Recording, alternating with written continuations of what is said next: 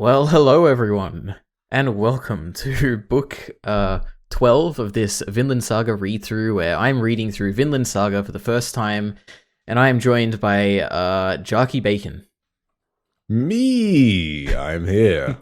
We're still here. We're still doing this. I know, crazy. Oh my days. 2 videos left. Well, I guess this one and the next one. And then we're done. Yeah. Then what's going to happen? Who knows? Next one's going to be a big beefy one. We've got 20 chapters for the next one. So yeah, that's yeah. But don't worry. Hopefully it'll still be out in time. We'll see. Then Ari will be on our Vinland Saga chapter reviews on Carl's channel. Oh, where the editing's a lot less cool. That's for sure. Yeah, but the ideas are better. And the thumbnails are a lot less cool. I think Kyle should take your. Because if it looks professional in the thumbnail, people will click it and then they'll watch it and they'll be like, "How? What? This isn't nearly that professional." Yep. But instead of just doing like I screenshot. Don't know. Maybe yeah. And he's got to have less spoilers. He spoils everything in his thumbnail. Anyway, enough Kyle. We don't want to. No more Kyle. All right, let's get started. So we're covering English Book 12, Japanese volumes 23 and 24, chapters 161 to 175. And in terms of what's covered, we get Sigurd making his choice to leave Gudrid behind with Thorfinn. Sigurd returns to Iceland, fights Halfdan, and then leaves Hadagurd. I got a few translations for that throughout, but is it Hadagurd? Is that the girl with the curly hair? Is that the best? Yeah, just call her Hat. Hat, yeah. He leaves Iceland with Hat and his friends. Then we get or something like that. Yeah. Yeah. Then we get a 2-year time skip. Thorfinn and his friends return home from their journey, and then Thorfinn and Gudrid have a banquet to celebrate their marriage, and we prepare for a trip to Vinland. We meet Cordelia and get her backstory. We have Thorfinn and Halfdan come to respect each other, and we get Sigurd returning home and the journey to Vinland beginning. It's crazy. A lot happens in this book. I say that every time. A lot happens in every book. But in terms of overall thoughts, this is a fantastic book, Bacon. This is like another I can't believe it. It's another candidate for my favorite. Like book 7, book 11, and this one. I really like this one. Okay. And I'm not sure. Like it's very different from the other two, which I like because like a lot's happening and a lot of really big character stuff and epic moments and stuff. And I don't know. This one is like. I just love the characters. Like it all just comes down to just loving seeing them doing stuff. This book has a lot of controversial bits, and we're also getting to the point where basically everybody who's watched the anime and come over and started reading the manga realizes that the slow releases make things feel a lot longer, and so so eventually you get to the point where people like start complaining that nothing's happening. But that's because we only get like a few pages a month. So there's interesting things. Yeah. Okay. Well, I wondered, like, would this be roughly where people would have got to if the anime, like, say they finished the anime and then they started reading, would they roughly be up to here? So they'd be up to, I think, so let's say, well, if you're like me and you watched the first 3 episodes when they came out, instantly started reading the manga, you'd get up to, like, the beginning of Sigurd's arc here, basically. Okay. Yeah, so this, I think that's how it is. I could actually double check that for you. Let me go. All right. Vinland Saga hiatus chart. Hiatus chart. Yeah. These things are very useful to find out when things were released. So, I made one 10 months ago, it seems. So the anime ended in December, so it would be 168. Okay. When the anime ended, but when it started in June, right? So yeah, 162. So I held off. So I read all the way up to 166, I think. No, that wouldn't make no sense. No, I would have been reading up to 196. Well, no, 196. 169. Sorry, we don't even have a 196 yet. Okay, this is a little real life thing. I always switch around digits and I say the wrong number. I don't know why my brain does that. That's awesome. Do you know people that do that? I know you. I know. You know me, I guess. I do it so often. I'm going to be the worst old person ever. I've come to realize that it's going to be awful. I'm going to forget everything. just like leave my keys somewhere. Like, it's going to be just That's dreadful. good. No, you have something to look forward to. That's great. Yeah. I'm like trying to say a number, and it's a different number to what I have inside my head. It's just not great. Boy. Oh, you're going to love Better Call Saul. My goodness. Yeah. Right. Something happens with numbers in there. My goodness. Okay. All right. Overall thoughts. Continuing. So, my first thought is just about the translations, because this is the first time where I'm getting into non-officially translated stuff, I'm pretty sure. Yeah, not done by the One Piece translator, Stefan Paul. Yes. Yeah, give me some background here. Yeah. So let me give you background. So scanlation is the process of where people who don't want to wait, when the chapter comes out in Japan, and it's a big enough series, but not big enough to get an official translation every single month or every single week, fans have to take it into their own hands. And so it's basically a fan translation. That's what scanlation is, because they get the scans from the actual manga magazine. Though now online they generally have digital scans already in, and then they just fan translate them. And so for these earlier ones, up to 160 to 166. Maybe it's 164. So one guy who was very, very good. He did all the translations, but then eventually he didn't like Vinland Saga enough to keep on doing it. Oh, okay. So he lost a bit of his passion. Yeah. Sad times. Fair enough. I think he probably was scanlating it for quite some time, and he didn't like the Baltic Sea War maybe as much. Or I shouldn't speculate. I don't know what his reasons was, but the rumor is that he didn't like it as much anymore, and maybe it was his whole team, but he was the translator. Anyway, so you can go watch my those out there if you want to see the full story broken down by the people who currently translate it. Project Vinland. I interviewed them, and we can maybe put that in the description. If I forget, I'll hopefully remember when I look in the comments later. Who knows? But basically, they came along. So it's 165. So when they land, and this is like when he's having to use Arial font. He's never done it before. This Dutch guy called Real, really cool guy. And so he started translating it by himself and doing basically all of it by himself. And so we missed out. We had to wait. It took him 2 months to translate it by himself. Wow. So we actually, for the English release, we actually missed a whole month. So we got 2 in 1. And then eventually he made a mistake where he forgot about the translation of the first and last resort and that specific wording. And this caused another fan of the community recently got in from the anime. Katita, she was like, "Oh, you got this wrong." Oh, well, not wrong, but she wasn't like that. Yeah, but, I get it. You got this wrong, and then eventually she got hired, and turns out she's got a PhD in Oriental languages and stuff like that. Wow! So she's proper translator. And later on, I mean, actually, Ari, don't watch the interview because it's got spoilers in it. It's got spoilers for things going along, but there's even more translation hurdles later on. That are really massive, and honestly, they've been very impressive. But they're looking even more and more professional. Their lettering, which is making typing it out, that's a big part of just the look. Redrawing stuff. Because the magazine has all these. You may have seen it, all these things on them. Just in Japanese that you this is completely unnecessary, and so you had to clean it up and all this stuff. So I think when it's the official translation, they'll just get the official. Documents from Yukimura himself, but here we don't have access to that, so we have to reverse engineer it and stuff. So some of the translation's a little janky, and I remember when I read through the official translation, it did feel different, though. Translation is an art, and so it's never going to be perfect. It's never going to, we're doing.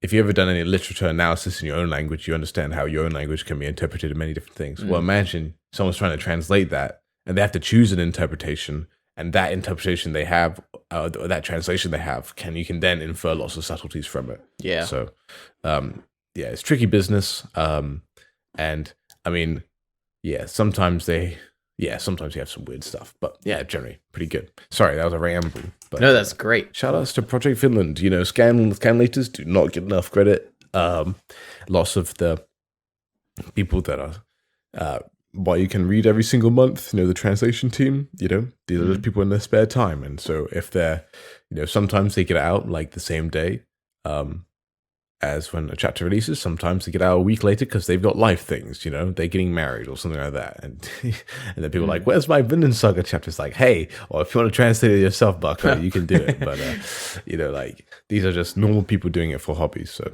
yeah, well, that's great. Well, I on the translations, I want to say that they feel very natural. So I'm going to praise them because when I was reading it, nothing like the only thing that stood out to me was the different font. But other than that, like.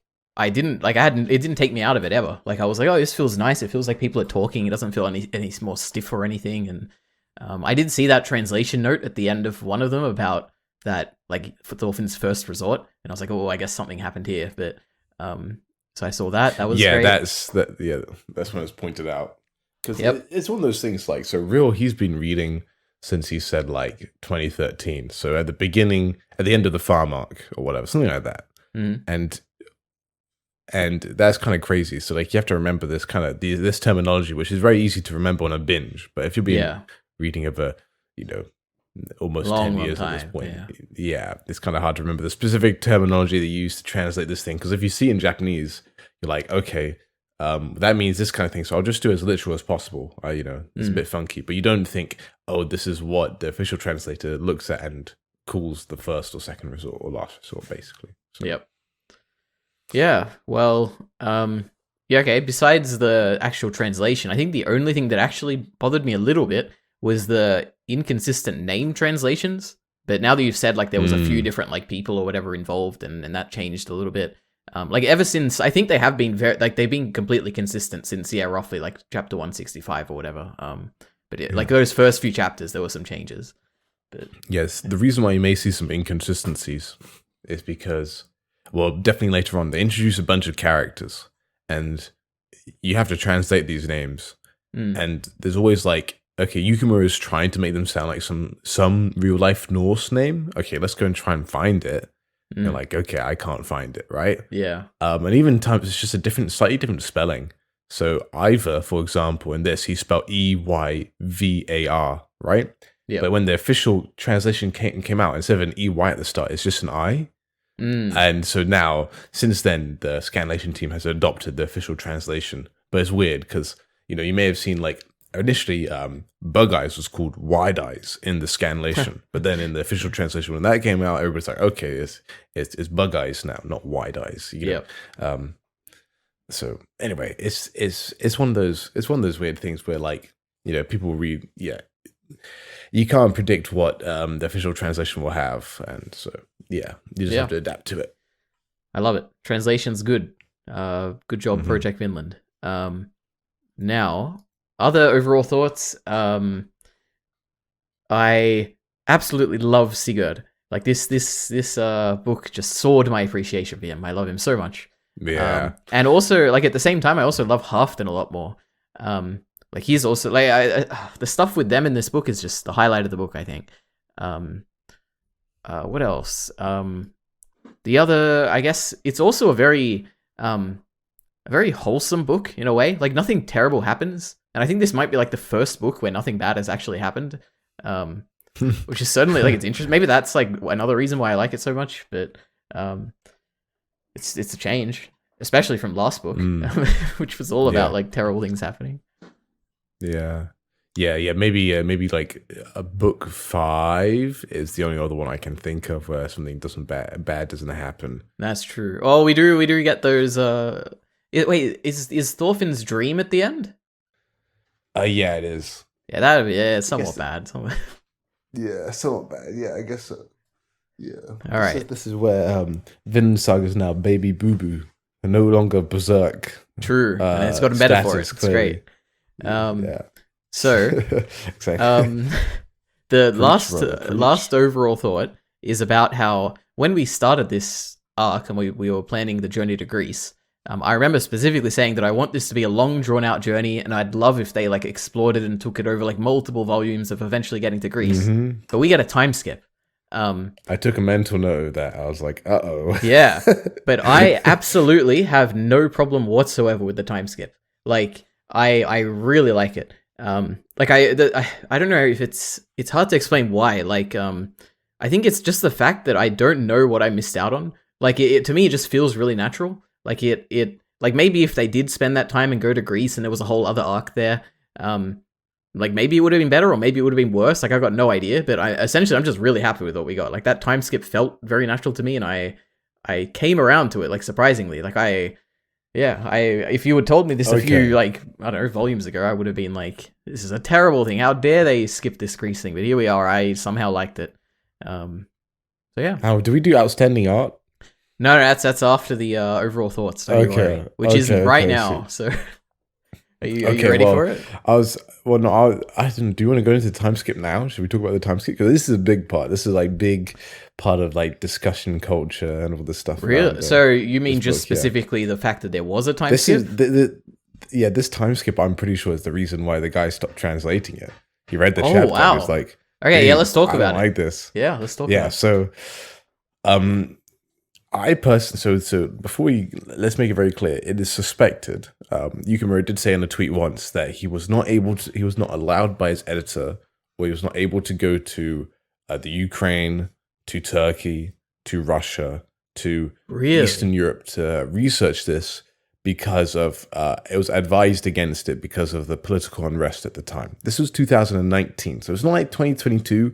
Now, I wasn't super clued into politics at the time, but that whole area where they would have had to, he wanted to do research there to do it well. Like he would normally do, he'd take like a month off and do research and like fly places. Mm-hmm. But they'd have to go down from the Baltic Sea up through Estonia, like through there, and down like a river through where Ukraine is, through Kiev, so this is what at the time the people would be called the Rus. Where's Russian come from? The Rus. So you have the Kievan Rus, and this you have that whole kind of ethnic group there, and they eventually get down through the Black Sea into Constantinople or Istanbul or Miklagard as they call it for the Vikings. What a cool name. And so it seems like Yukimura took the decision to be like, okay, well, I'll time skip here. Now, there's also other things that are like, well, Yukimura has already spent like so much of his life making this. Maybe having like another, like even if he wrote 12 chapters, right? 12 chapters in Greece. That's a whole year, right? They have to think about that. Like that's a long time to write stuff. So maybe he was also like, I don't know if I really want to do this. Now, I do think there are some things that come at the forefeit of it. Personally, particularly after the last Gudrid chapter, I was like, oh, I want to see, so first of all, there's actually like a Viking god famous in Constantinople at the time. Like historically, it would have been a fascinating thing to see how Yukimura handled it, because basically the last great king of Constantine was alive back around then, Basil II, and there's a lot of really interesting history at the time that he could have delved into and kind of had a look into and stuff. Maybe we would have got a more Snake backstory, because Snake could have been in this, what was called the Varangian Guard, which was in Constantinople, which is thought of. I mean, it may be even confirmed in season 2, because they did say they'll have more Snake backstory in season 2. So we don't know, but I think the biggest forfeit of this arc would have been that we did miss out on the Gudrid Thorfinn relationship building, because they kind of just we had the confession, and then we see them getting married, and we're like, okay, cool, but I think Gudrid's side is enough in making me like, yes, she likes him. That makes sense. Yeah, Thorfinn's very likable. He's come and saved her many times. Very understandable. But why Thorfinn likes her, I feel like Thorfinn could have had a really interesting arc about finding ways that he could accept love from someone and not hate himself and his past self enough, and realize that someone can still love him. And then you can link that into Willibald's "What is love" kind of idea of Thorfinn trying to find out what love is, and kind of reconciling his past, and that someone could want to spend the rest of their life with him, And so, there's a few things that in my head I'm like, I love that expanded upon. Interesting. Okay. So I think I would say, of all the things you just said, I think I agree most with the Thorfinn's love thing. Exploring his love, I think would be very, I don't know if they will do it going forward, but if they don't, then I think, that was a big miss thing. Because I've talked about this many times, like him falling in love is a big part of like going to define who he is as a person, and I'm sure it defined Thor's as a person as well. So I feel like skipping over that's a big waste. I feel like Yukimura, like often Yukimura always is on the side of pacing things a little fast. I feel like, Yukimura's pacing is really good, actually, in my opinion. He tends to give you just the right amount that you're happy with and then moves on. He doesn't really dawdle on stuff. But he kind of talked, like how he was talking about with the farmland, he said, there's lots of things that I kind of wanted to draw about, but I couldn't. And he definitely seemed like he wanted it. But sorry, he mentioned in a tweet. I got something in my throat. He mentioned something that he really wanted to draw, like the architecture, of Miklagard and stuff like that, and all these things. But yeah, going forward, because Yukimura is very efficient, I think he does kind of meld it in a little bit, but it's hard to see exactly where it's gone, and there's other things to worry about, like where we're at in the story. People are like, at the time, people were like enraged that there was a time skip. They're like, no, what happened? We missed so much, and like, but now we're kind of into a different conflict. We're getting, people are like, okay, like, I never doubted Yukimura. This guy knows what he's doing better than all of us. He's done this for way longer, guys. Just chill. He has a plan. This arc is like the one he's been wanting to draw for the longest time. That's another reason why I may have skipped to it, because he's like, I just want to get this final arc and this, this climax to like my answer to my thesis statement all the way at the beginning. This is what the arc I wanted to write the most about, he said in interviews. So, just getting to that. And I've been enthralled with it. So I've been really enjoying this final arc. So yeah. I've been saying it's peak Vinland Saga, which some may disagree. That's good to hear. But, right. Yeah. Just like this book. Yeah. Okay. Wait, I got a few thoughts on everything you just said. So I would say that the main thing is that in general, like when I'm consuming media, I think I do have a big disagreement with a lot of people when it comes to complaining about like, oh, what if the author did this, or like what if they did this? And to me, I try to keep that out of my mind. Like the author has done what they've done, and like to me, it feels pointless to kind of think about, oh, what if they did this instead?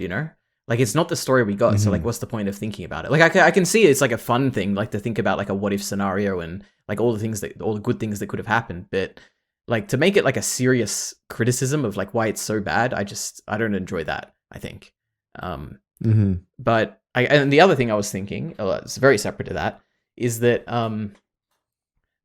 it's like there is still a benefit to this time skip in that when they return to Iceland, we're moved from their perspective to now being in the perspective of the people of Iceland, right? Because we've spent a few chapters there now with like Halfdan and Sigurd and stuff, and now we've got his family, like our Thorfinn's family, sorry, and it's like now that they've returned, we're hearing stories from them, like what we heard in the prologue with Leif telling his stories to Thorfinn, and like it's not all bad. Like that's like just one example benefit I can think of having the time skip.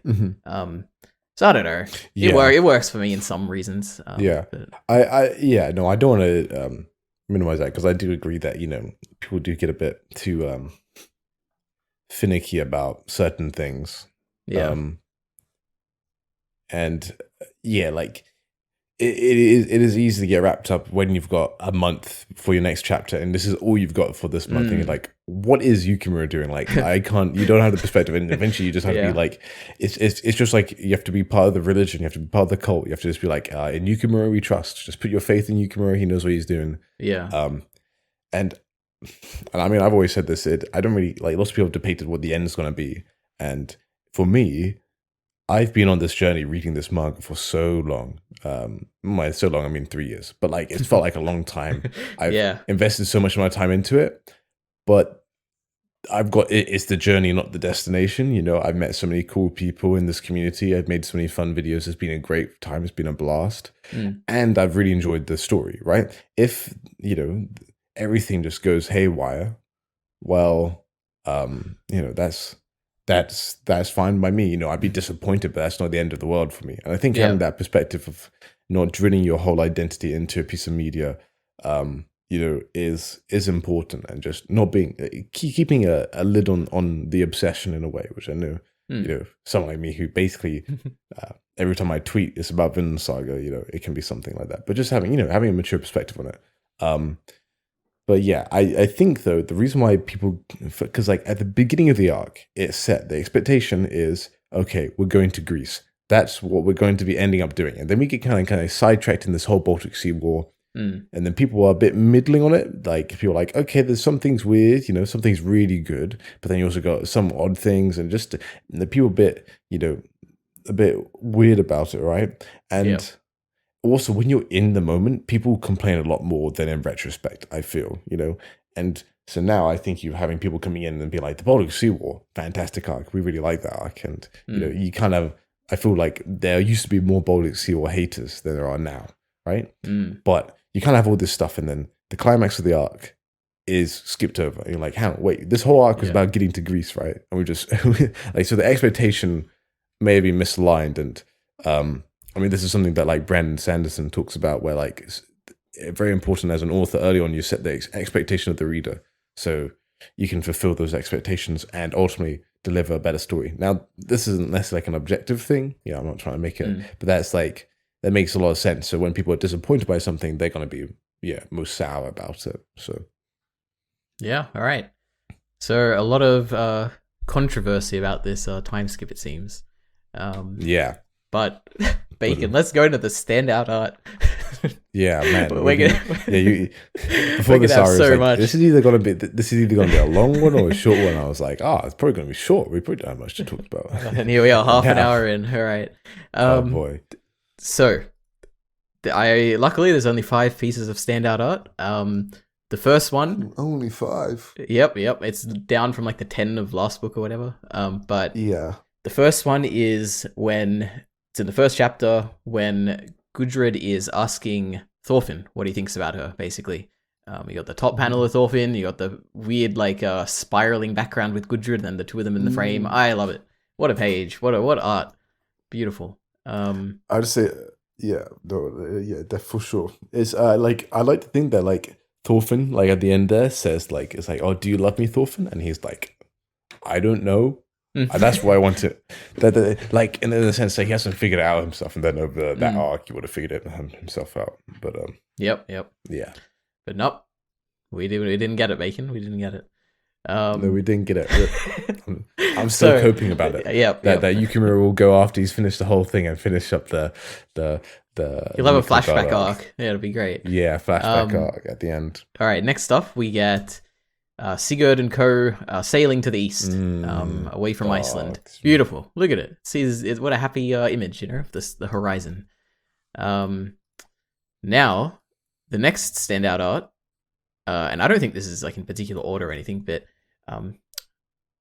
Cordelia's backstory with the perception of Thorkel as like this monster in her like childhood vision.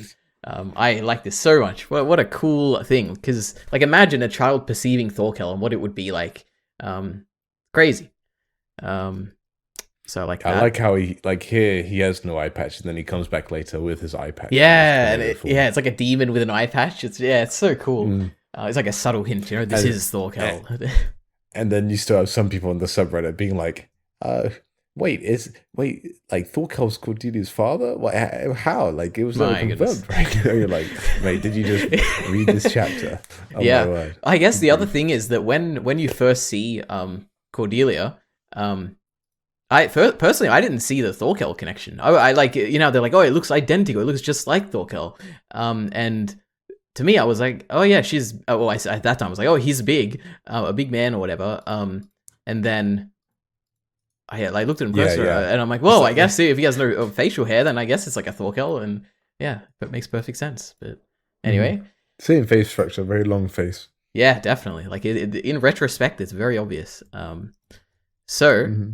Next standout art is Hild and Thorfinn having a stare down when I guess Hild really staring down Thorfinn when Thorfinn talks about the magic of the sword, basically, and she's like, you better not use that as an excuse. And I don't know why this stands out to me, but it just looks good.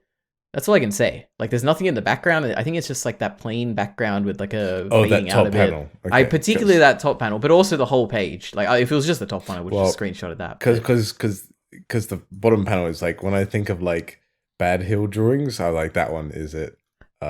Just because her eyes are so wide. I'm just like, why are her eyes so wide? They're so big. Really? Are they? To me, it just looked weird. I was like, oh my word, they're so big. Interesting. Okay, no, I can kind of see that.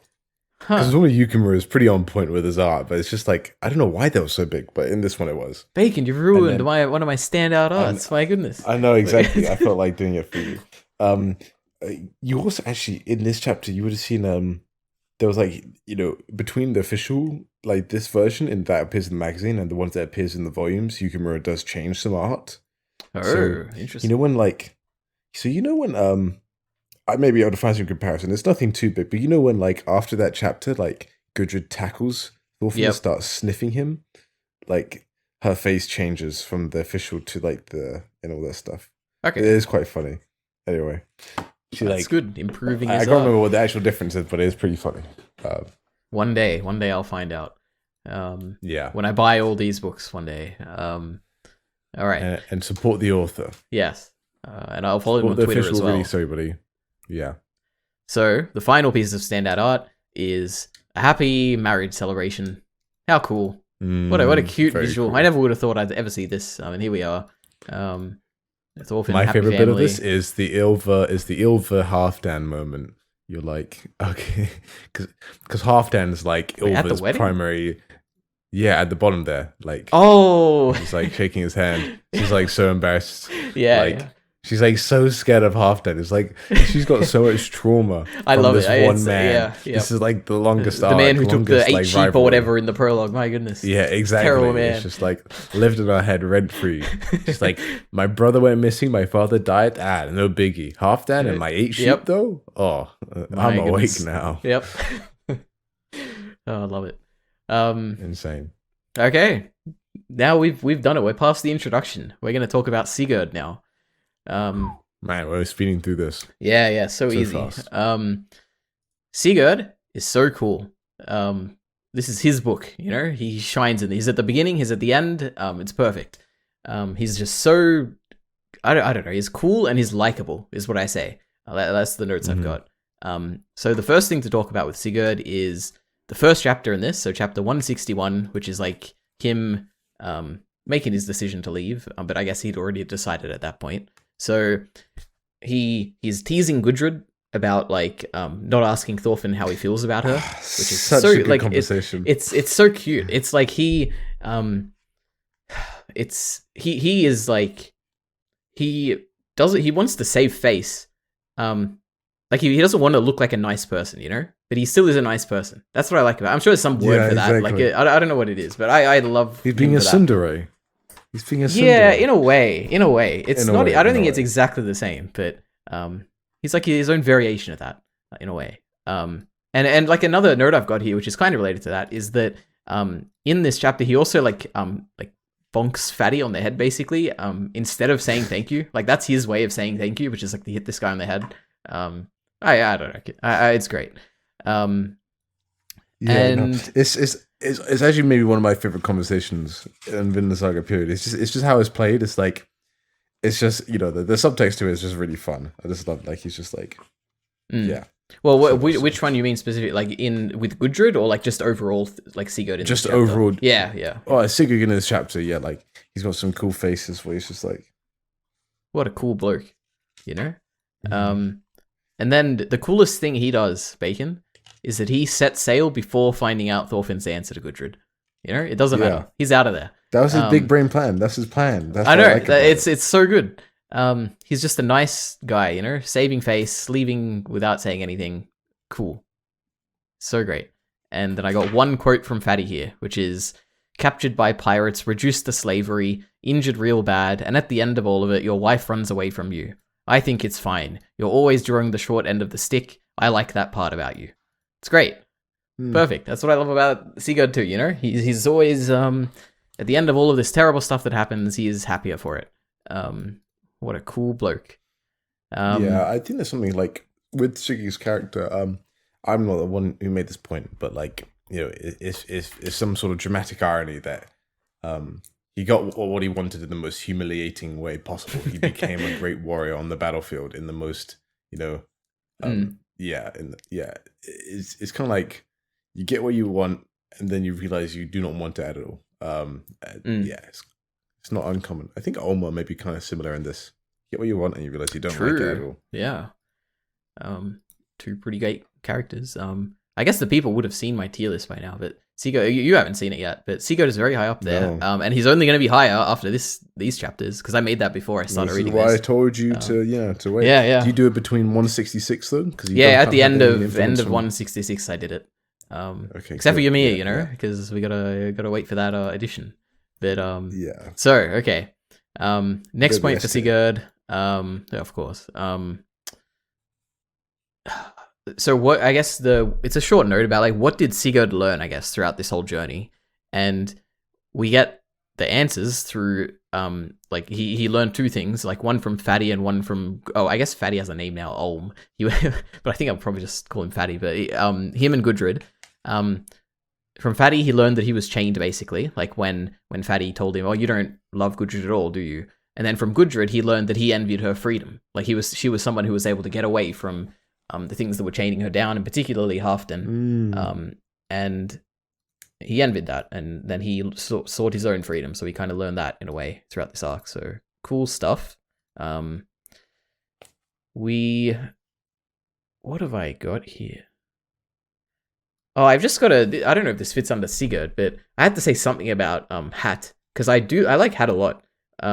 And we we don't get too much of her, but it's just that we get this like one flashback with her training as a child with Sigurd, or like I guess training for Sigurd, where she's like hitting him, and because Sigurd, I think she's like stronger or bigger than the other people anyway, and I don't know, that one like flashback does a lot to characterize her, I think. And then at the end of this, we see that she doesn't care about lands or riches. She just likes Sigurd a lot, which is great. That's all I've got for Hat, really, like in this Sigurd section. But I like her for some reason. It's because she's pretty. That's why you like her. No, not really. Not really. I don't like her hair or anything. Like I wouldn't say she's particularly. It is noodle hair. It is the hair. Is that what you said? It is it's noodle hair. Noodle hair. It is like it's like terrible. Whirlies. Yeah. Also, she looks like every other blonde character in Vinland Saga. She's a quintessential example. Like no. Her hair separates her Bacon. She's so notable. Exactly. If I see her, I'll be like, yeah, it's her. I'm like never gonna confuse her. True. Unlike like Helga and Astrid and I don't know, all the other old women, they all look the same as well. Yeah. Anyway, they do not. Hold up. Oh, Tula. Yes, they do, Bacon. Yeah, true. Yeah, that's true. Good old Tula. And if you don't know who Tula is, you're not a real Vinland Saga fan. Yeah, just putting it out there, folks. Okay, if you had to Google who Tula was, shame on you. Yep, can't believe you. The one distinguishable female character, and you forgot about them. How pathetic.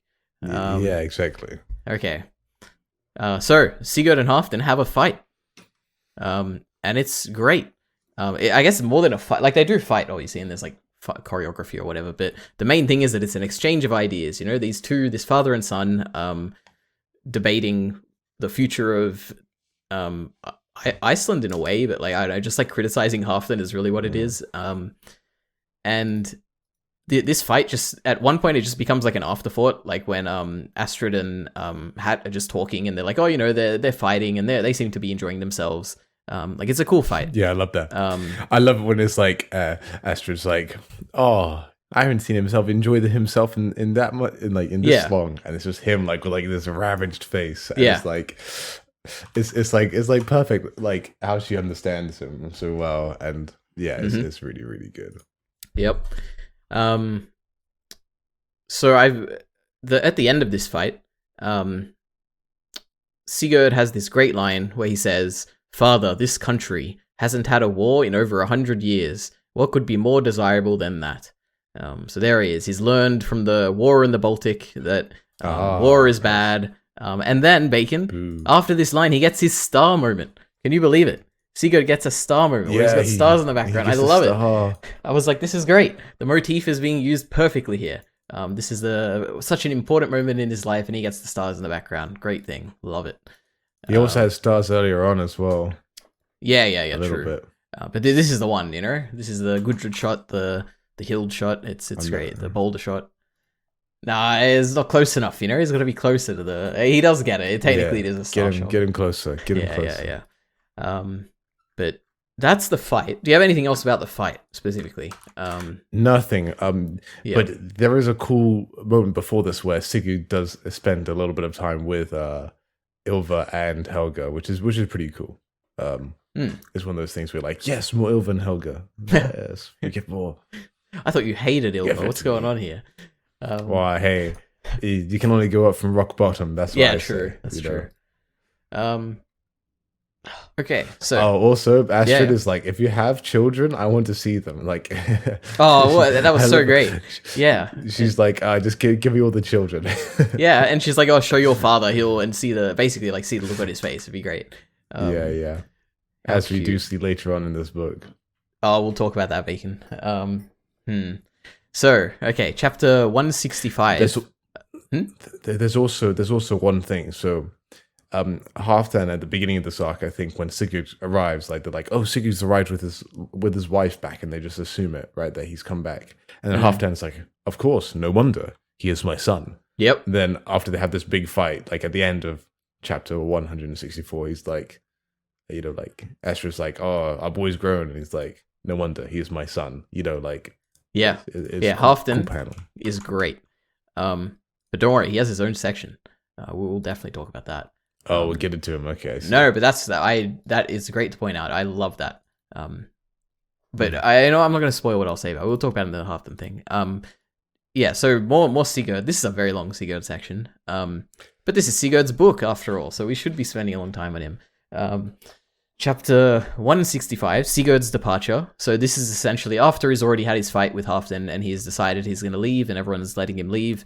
Which is a really cute chapter where it's Sigurd again, just not being able to be nice to his friends, but still being nice to his friends, and I don't know, he obviously respects them a lot. Sundari. And there's this one panel where he's like yelling at his friends and he's crying. It's great. Yeah, Sigurd, great. I've got the page. I got it right here. Cool. Yeah, so, another thing to point out about this great man, Sigurd, is that I love how much everyone appreciates him. You know, it could be very easy for people to see him as the superficial, you know, villain or whatever, but everyone in this story seems to love him, and it's great. Like, we got Halfdan smiling, like what we just said when he leaves Iceland. We've got that quote from Fatty about like, "Oh, you always draw the short straw, but that's what I like about you." Hat gives this great speech about how he doesn't want to like hurt his friends, basically. He's like, "Oh, I don't think you've ever used your full strength. I wonder if you were even aware of it yourself," you know, because he doesn't want to hurt his friends. And then we get one from Gudrid where she says, "He gave me my freedom, but I was scared of dishonoring him if I was to return alone. Kind. He is a very kind person." And that's when Halfdan's like, "No wonder, he's my son after all." Love it. Yeah. How cute. Good stuff. So, my last Sigurd point, we're at the end of Sigurd, is to say that I was so wrong, Bacon. I got to when Sigurd departed Iceland, I was hoping that he would never come back. Like, I was hoping that's the end of the story, and maybe one day we'll see him in Vinland or something. But I was so wrong, because it's so great when he comes back in that moment with Thorfinn and what he has. Like the reason, it's a bit like, I think I've messed up my way of saying it, but for this entire last arc, basically, you've had Sigurd chasing Thorfinn this whole time for kidnapping his wife, all for the sake of his family's honor. Like, that's what it's all been about. And the point of his, like, throughout this journey, he learns that war is bad, like what we just talked about before with the War of the Baltic, and that he should live his own life. Like, those are the two lessons he takes out of it. And then he sails eastward to essentially, and at that point, I'm like, okay, so I don't want him to come back. He's great, but on that journey, Bacon, he learns to find a meaning in life, just like Thorfinn did, and it's so great. I mean, he returns as a man who's found meaning in life, and on seeing Thorfinn, this man who has caused him all this trouble early on, he encourages Thorfinn, and it's so great. I don't know what to say beyond just saying it's so great. And I'm just glad that Sigurd came back at the end here. It was just such a great moment for him when he's encouraging this man who he's come to respect because of this man, he himself came to be a better person. And he knows that because Thorfinn made him a better person, in a way, maybe indirectly, he knows that Thorfinn's mission in Vinland is going to succeed, right? Because Thorfinn is going to make the world a better place. It's great. I'm glad he came back. And that's it. That's my ramble about my paragraph I wrote here. Yeah. All right. Anything else you want to add for Sigurd? I just liked when they came back. When they came back and they had the new haircuts, it's like, man. Yep. This is like the most pretty couple in all of Vinland Saga. What a handsome man and a pretty lady. Yep. And then you got grandma getting excited. Look at this. This is so sweet. Oh my goodness. She looks nothing like Helga. No, she looks nothing. Look. But and then you got the joke where it's like Papa. What a joke! Well, that is the best joke in Vinland Saga Bacon. I was dying. I was so funny. Were you actually? I was. I like took a break and I'm like, this is so funny. And when he's like, this is a prodigy. This once in 100-year person. Like, my goodness, so damn great. Yeah. Yeah. All right. So should we go straight into Halfdan then? Yeah, sure. Let's do it. So, Halfdan has a few things going on. He essentially, I think his main, I'm just trying to understand Halfdan basically, and I think what drives him is that he just wants to make the world a better place for everyone.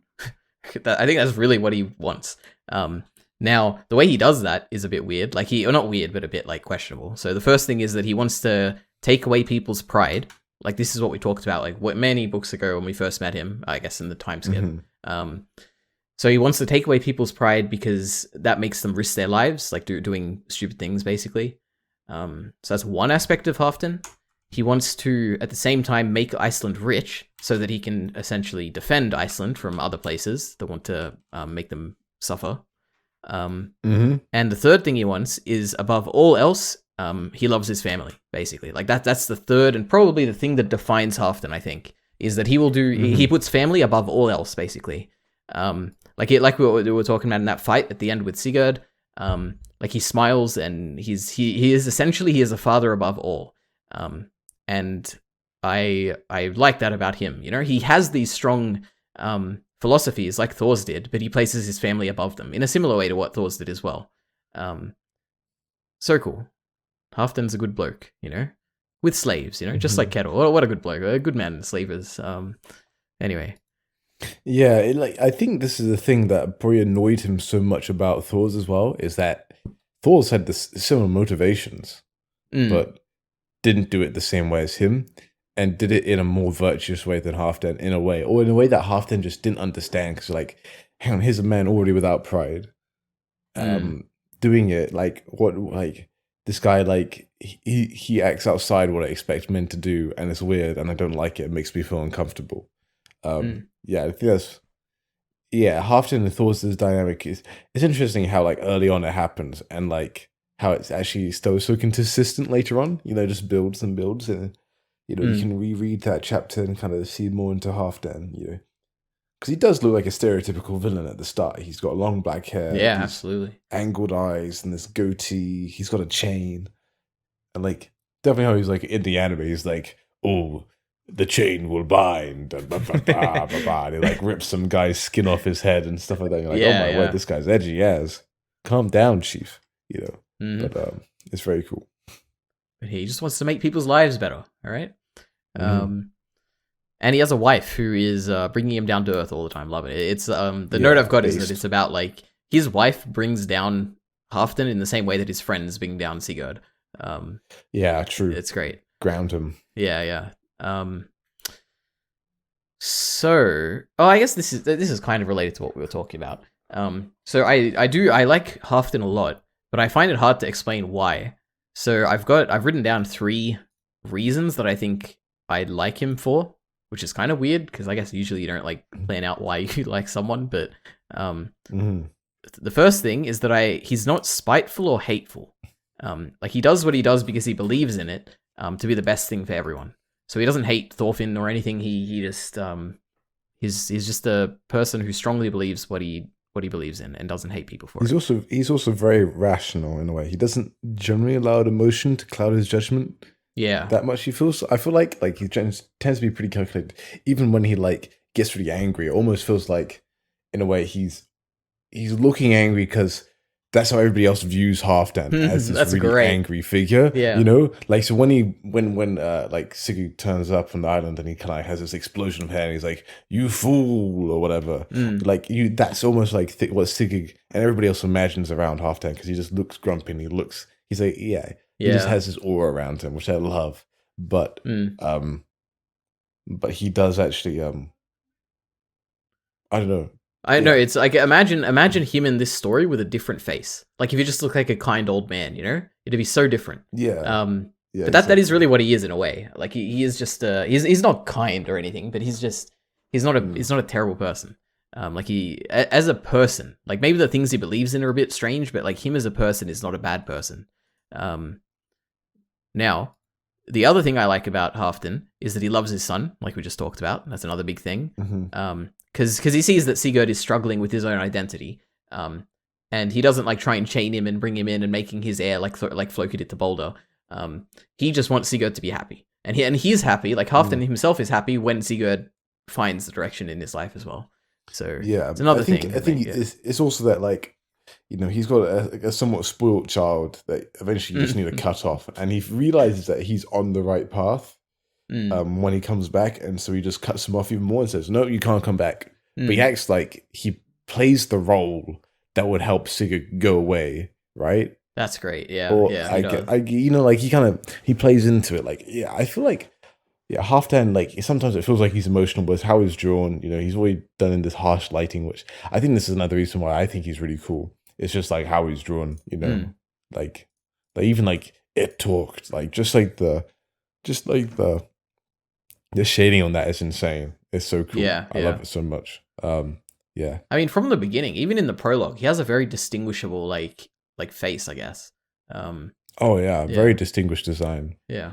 So yeah. And I think in a way it does, like, this is a cool arc because we also finally understand Halfdan, if that makes sense. True, like, yeah, like, that's a great point. Oh wait, like we've had this impression, kind of like Ylva, like, even Ylva, for example, like this whole time that he's a bit of an evil dude, right? And then we come back to Iceland initially and we realize, okay, he's very calculating, he's more reasonable, but he's also scary. Like he's always shown to be a little bit intimidating, that you have to really want to impress. He's like maybe one of the most intimidating figures in the series, just how he's been portrayed. But then you realize that, like, he is a softie on the inside. Like he is a front, you know, it's part of his act.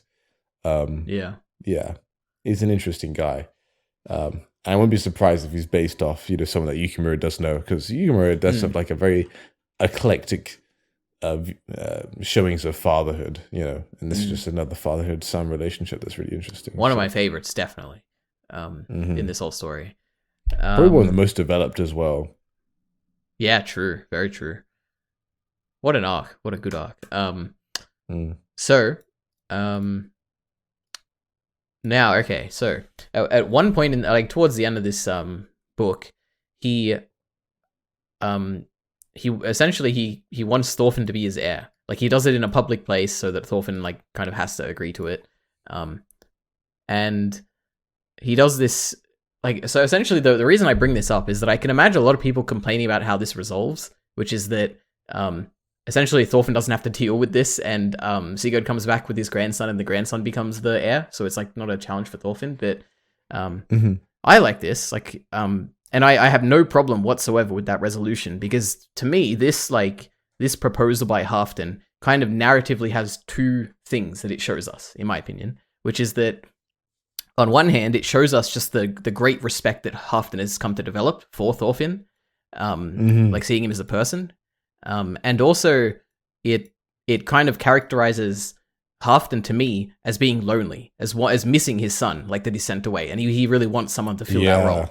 So like, and the fact that Sigurd comes back after that, it even feeds into that a bit, and that's like, I have no problem whatsoever with this like sudden resolution that I can easily imagine a lot of people having issues with that. So a bit of a self-defensive kind of point. Did you see people having issues with that? Or? No, but I could just imagine it, like, because it feels like I can imagine someone being like, "Oh, Thorfinn, like he got the easy way out." You know how convenient that Sigurd happens to come back. You know, at that moment. But that's what people said. Oh, really? That's exactly what people said. Yeah. Yeah, hell yeah. This feels a little convenient. And I mean, I think that's one. This is the thing, right? Because I don't disagree. Like when I first read it, I was like, yeah, that does feel convenient. But when you're reading it all together, it kind of fits together in Yukimura's grand plan a little bit better. And when you've got the idea where the series has gone and how much there is more, and it's just like it's so intense how the monthly read warps your perspective on some of these smaller bits. So when stuff feels rushed, you're like.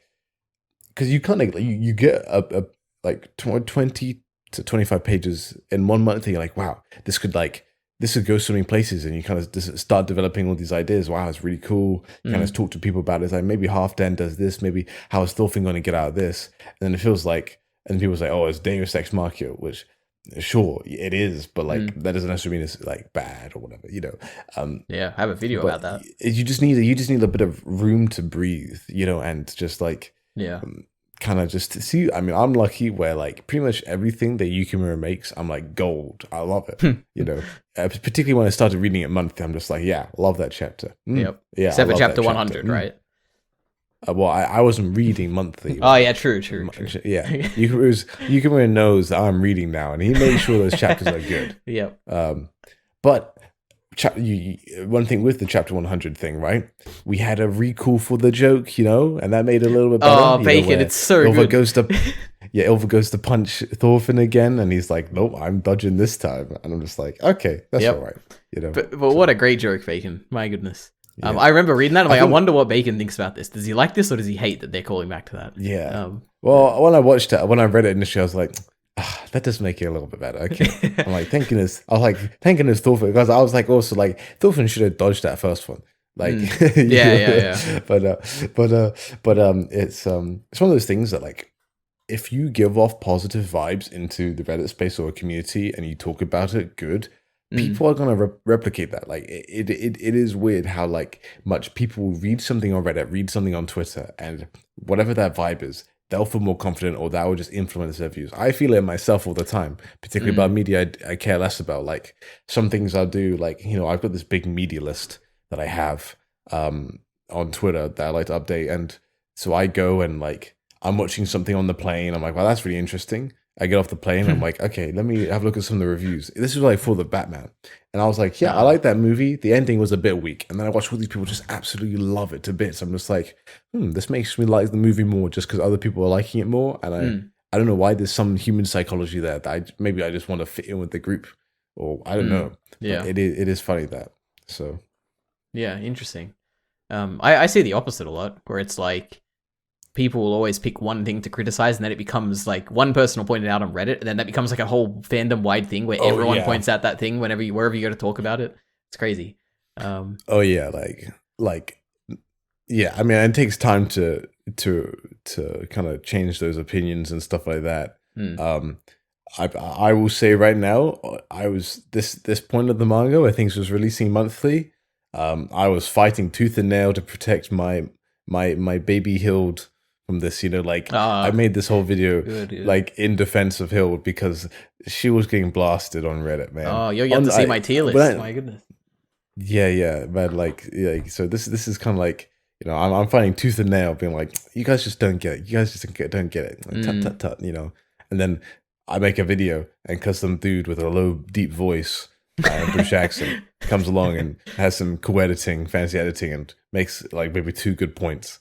And people are like, oh, I guess it was good now, guys. Or something like that. I love it.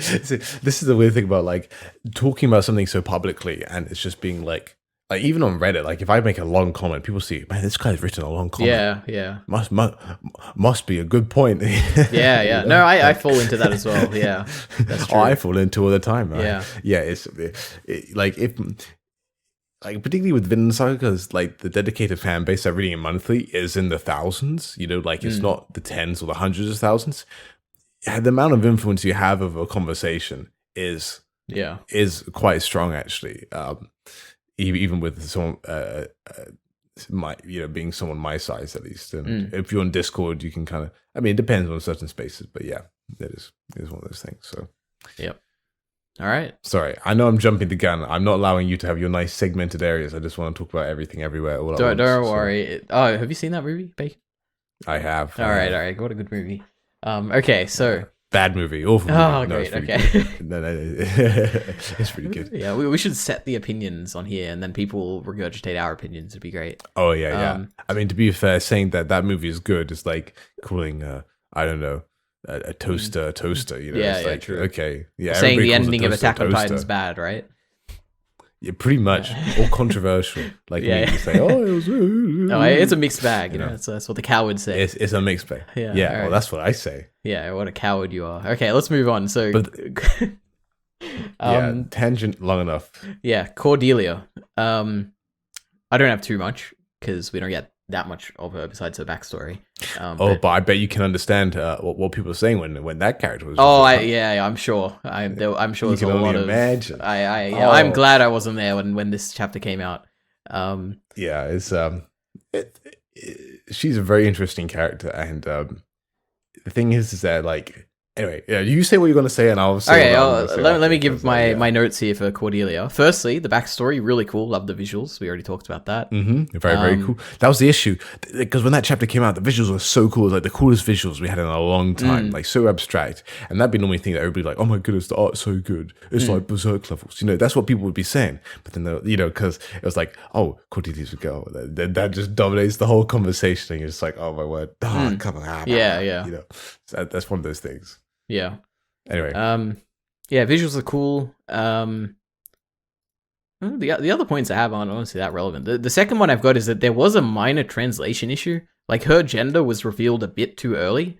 But that's like a minor thing. What else was there? I just have it like another thing of like, imagine like it'd be so interesting to see her and Thorkel meet one day again, like on Vinland or something. Because Thorkel does know about Vinland. Like that would be really interesting.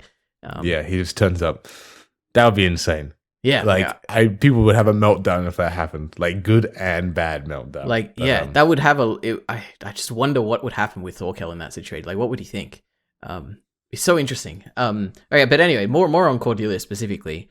I just like her a lot. Like, the thing is, we don't really get that much of her just besides her backstory, but even just that backstory, it just makes me like her a lot. Like, to the point where, at the end, where, I think it's in the final or second last chapter, where, like, Thorfinn and her are, like, cheering and they're, like, jumping up and down when they find out that she's allowed to go to Vinland. I was just happy. I was, like, smiling. I'm like, this is great. I'm so happy for her. Good times. So, but honestly, we haven't got too much of her just besides her backstory, but I liked it a lot. And Ilva makes a big dress. That's cool. Yeah, man, that was so sweet. It's like the first like bit of clothing that's like so great. I love that. Oh man. Okay. And she's able to shave more often. All this stuff and. Man, it's so great. It's very sweet. But what do you got to say about this? Cordelia is very weird because people straight away are like, oh, trans character. Yeah. Which understandable. And maybe even needed, like, because at the time I'm like, I don't know anything about this stuff, and even now I'll give a full disclaimer, I don't know enough, right? Same. I mean, I definitely have good friends that do identify as trans, like, so I do know people in real life. It's not just like an internet thing for me.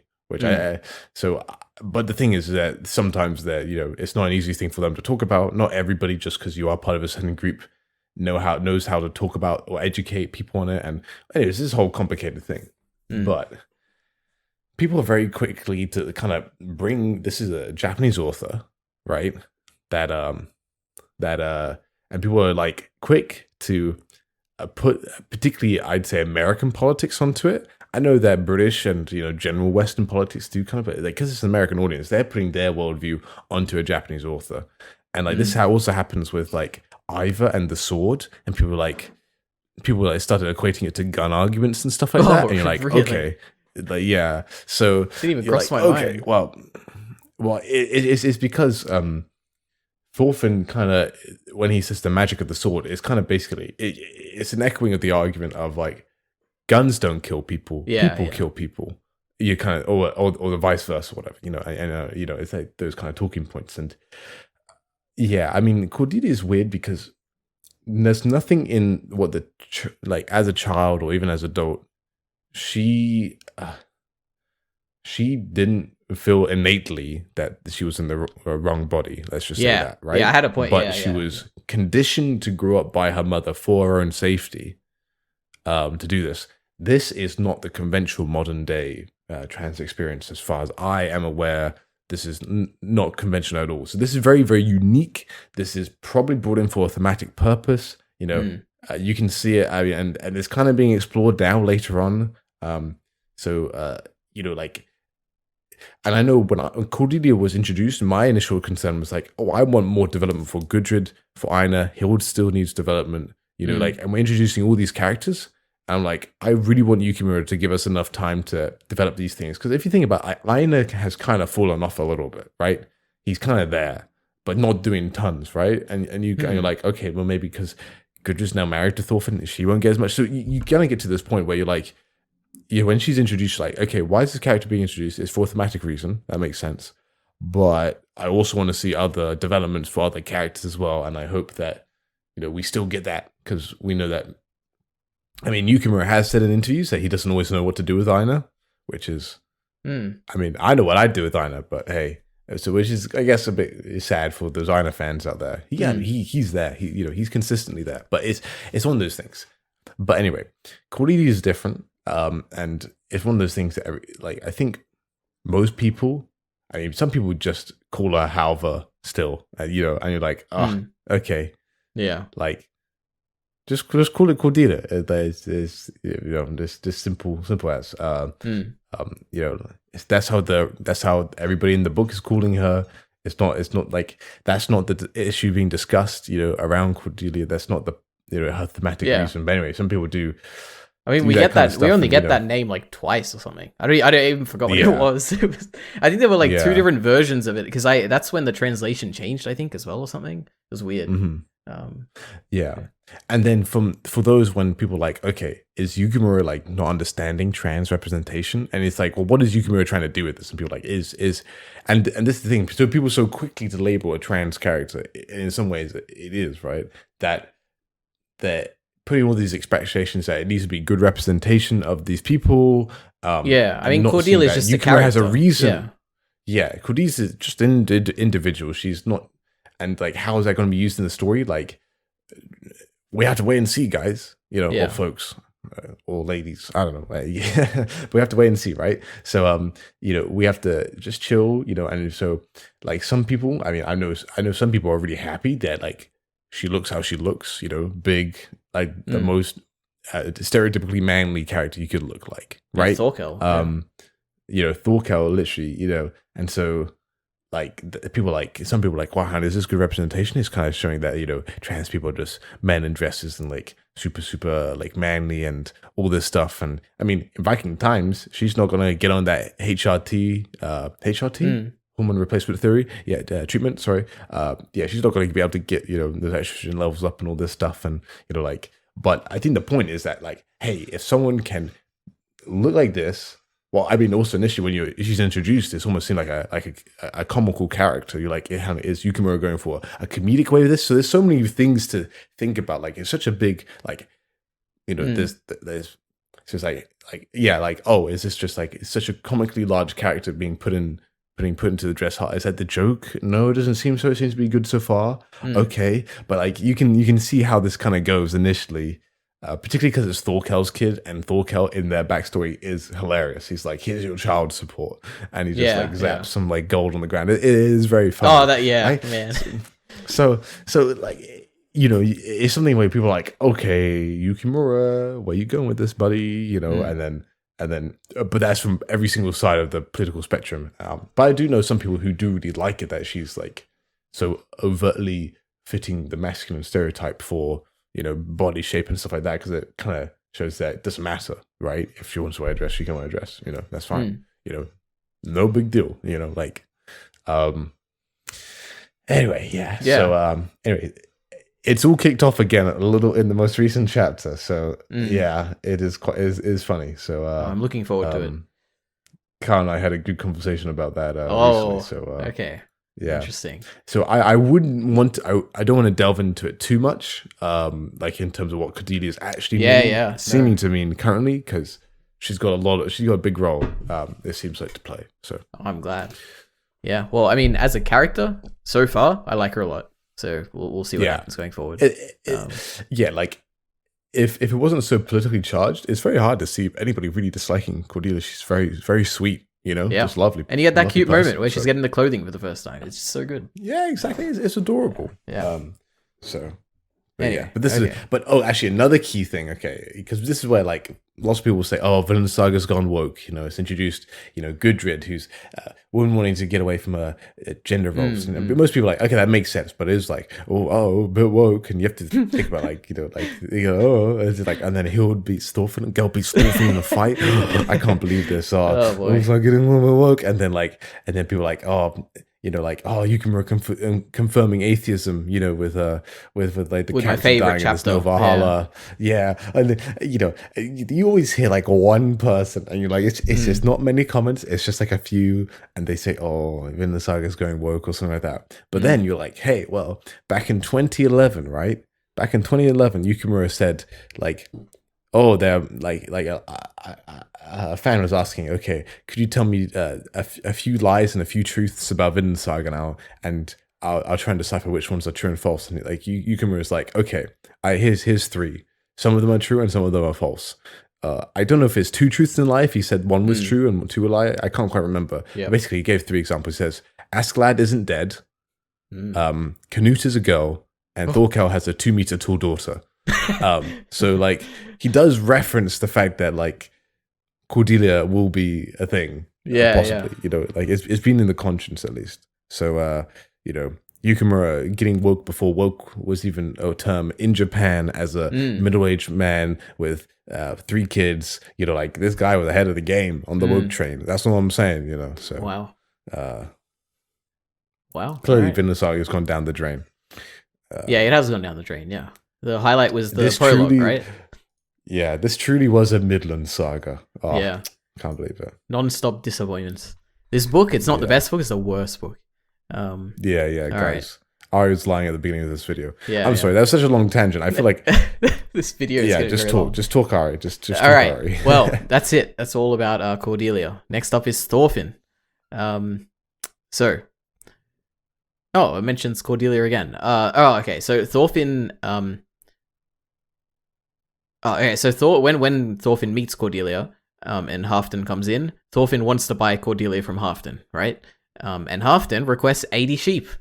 And we're like, wow, that's ridiculous. And to me, it's at the end of the chapter in my head. I'm like, oh, it's just like the thing in the prologue, with Thor's coming in and wanting to buy a thing. And obviously, I think that's meant to be, like, everyone is meant to think that at that point. But the great, like, fantastic subversion is that Thorfinn doesn't do the Thor's thing. He doesn't simply, like, I'm sure he could pay for the 80 sheep. It'd doom their Vinland mission or whatever, just like Thor's gave in and probably doomed Ylva's work, like, environment or whatever. But Thorfinn doesn't do that. He one-ups Thor's in this case. And he finds a way so that everyone can be happy in this situation and win by offering 2 cows in Thorfinn and Einar so that they can help Halfdan build his farm on Vinland. And this is a fantastic subversion. Like I think doing this is better than if he had just given in and been like, okay, here's the 80 sheep and proven that he's like Thor's, because he's better than Thor's in this situation. Everyone wins. I love it. He's had more experience. He's been down to Miklagard. He's learned his merchanting, his bargaining ways. He's learned how to bargain better, and I like how Ivar's on the same page. It's just it's a cool time. Yep. But one thing about this is that he starts off this like conversation he has with Halfdan, talking about how instead of 80 sheep, I'll give you 2 cows. And I was so confused, Bacon. I went through the whole chapter, I read it, and then I'm like, I don't know what just happened. Then I had to read it a second time to understand that the 2 cows are Einar and Thorfinn. I was just trying to figure out, are like cows like really valuable or something? I was like, I couldn't figure it out. They are, for sure. Yeah, but I mean, like, for 80 sheep, like, that's a lot of sheep. But true. Yeah. And this is also the chapter where we end on the Thorfinn's first resort quote, which is cool. Great chapter.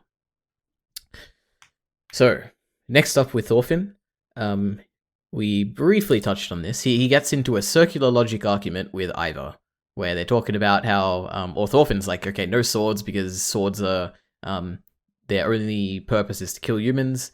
But then at the same time, Ivar's like, yeah, but you still need swords to defend yourself from other natives that are going to be on Vinland. And it's just a never-ending circular argument, which is great. Now, the first thing I've got is that Ivar made an interesting point, which is that if you don't have a balance of power, then the trades will never be equal. Like, he points out that, like, for peace, you need an army first, which is just something I just never thought of. Like, if they do go to Vinland and they want to, I don't know, be in peace with these people, then you need to have, like, a...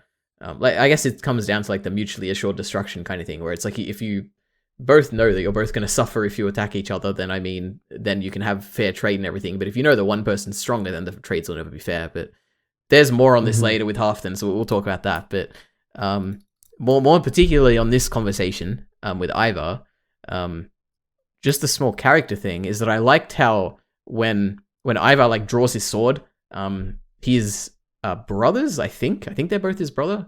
We don't know. Okay. He calls one of them brother at least. Yeah. Oh, does he? Well, at one point, but it could be like a thing how like Einar's his brother, right? Like it could be. Okay, yeah. I think it's Buddy. I thought they were just buds. Okay, damn, this is interesting. I just thought they were friends. But and which one did he call brother? The guy with the helmet. During their when we first meet them, yeah, in that like open field or whatever. I'm pretty sure. Oh. Okay, I'll check that, and then I'll check the official translation, because it could be also translation unique differences. True, this is quite big, because like trying to figure out this backstory of these guys, because they're important characters. Yeah. Actually, that's the other thing. I have seen a picture of this tattoo guy, and I've seen a picture of the helmet guy. I think in Kyle's thumbnails, I think is where I've seen them. Probably. But I don't know anything about them. I've just seen their pictures. So when I saw them, I've seen this design before. Okay, yeah, so, yeah, in particular, that character moment where his quote-unquote brothers are holding him back, I like how Thorfinn is just not scared at all, like, he's just standing there calm, and that reminds me a lot of, like, how Thor's would be in that situation, I could imagine, where it's, like, he's not going to hurt these people, then he could, if they tried to hurt him, he could get out of the way, I don't know, it's just a sweet little, small character moment for Thorfinn, just standing there calmly. Okay, now this conversation also goes into the magic of the sword, which is again something we talked about a little bit. Now, what I've got in my notes in regard to the magic of the sword is just a few quotes that Thorfinn says, because it is really like a big speech that he gives about it, which personally I liked. I thought it was really interesting. So he says, that the sword whispers in the ear of its carrier, now draw me, use me, it says. Thorfinn also says, if one person draws theirs, the next thing you know, everyone is drawing swords, and then hell awaits. I thought that was cool. Like, that makes a lot of sense. And then he also, this particular quote, just the way it's like translated or written, I really liked, where it's, death and misery, anger calls to anger, and in the face of vengeance, more vengeance arises. Once begun, nobody can stop it. I just thought that was a really cool quote from Thorfinn. He's spitting all this cool philosophy, Yeah. And then the final one is, I believe the peace a sword brings is not true peace. Great line as well. So I don't have anything joining these together. I just liked this speech, and I thought these were just a few interesting quotes, I guess, from it. I mean, it's pretty straightforward. It makes sense. Like a sword, you take a sword, it's bad. It invites violence, and I don't know. It's neat. Anything you want to say about this, I guess? We'll talk about what happens afterwards, I guess, but particularly about this. I mean, I think it is frustrating because, like, I was making a very practical argument, but I think the key thing is that, when people discuss Ivar and Thorfinn they sometimes forget that Vinland as a place is meant to be a clean sheet. That's the idea. Yeah. Canute is the one that would use this swords for violence mentality, swords for peace mentality, because it's already a world completely corrupted by vengeance, and the anger's already started. But that's not true peace. That's just like a temporary solution. you know? Mm-hmm. What Thorfinn wants to try and do, and maintaining peace is not easy, right? It's not like, oh, everybody will just get along. It's the fact that he doesn't want to start this, you know? And if you bring a sword, someone's going to use it. And I mean, this someone in this example is Ivar. Like, he draws the sword in the middle of their discussion because he's angry, right?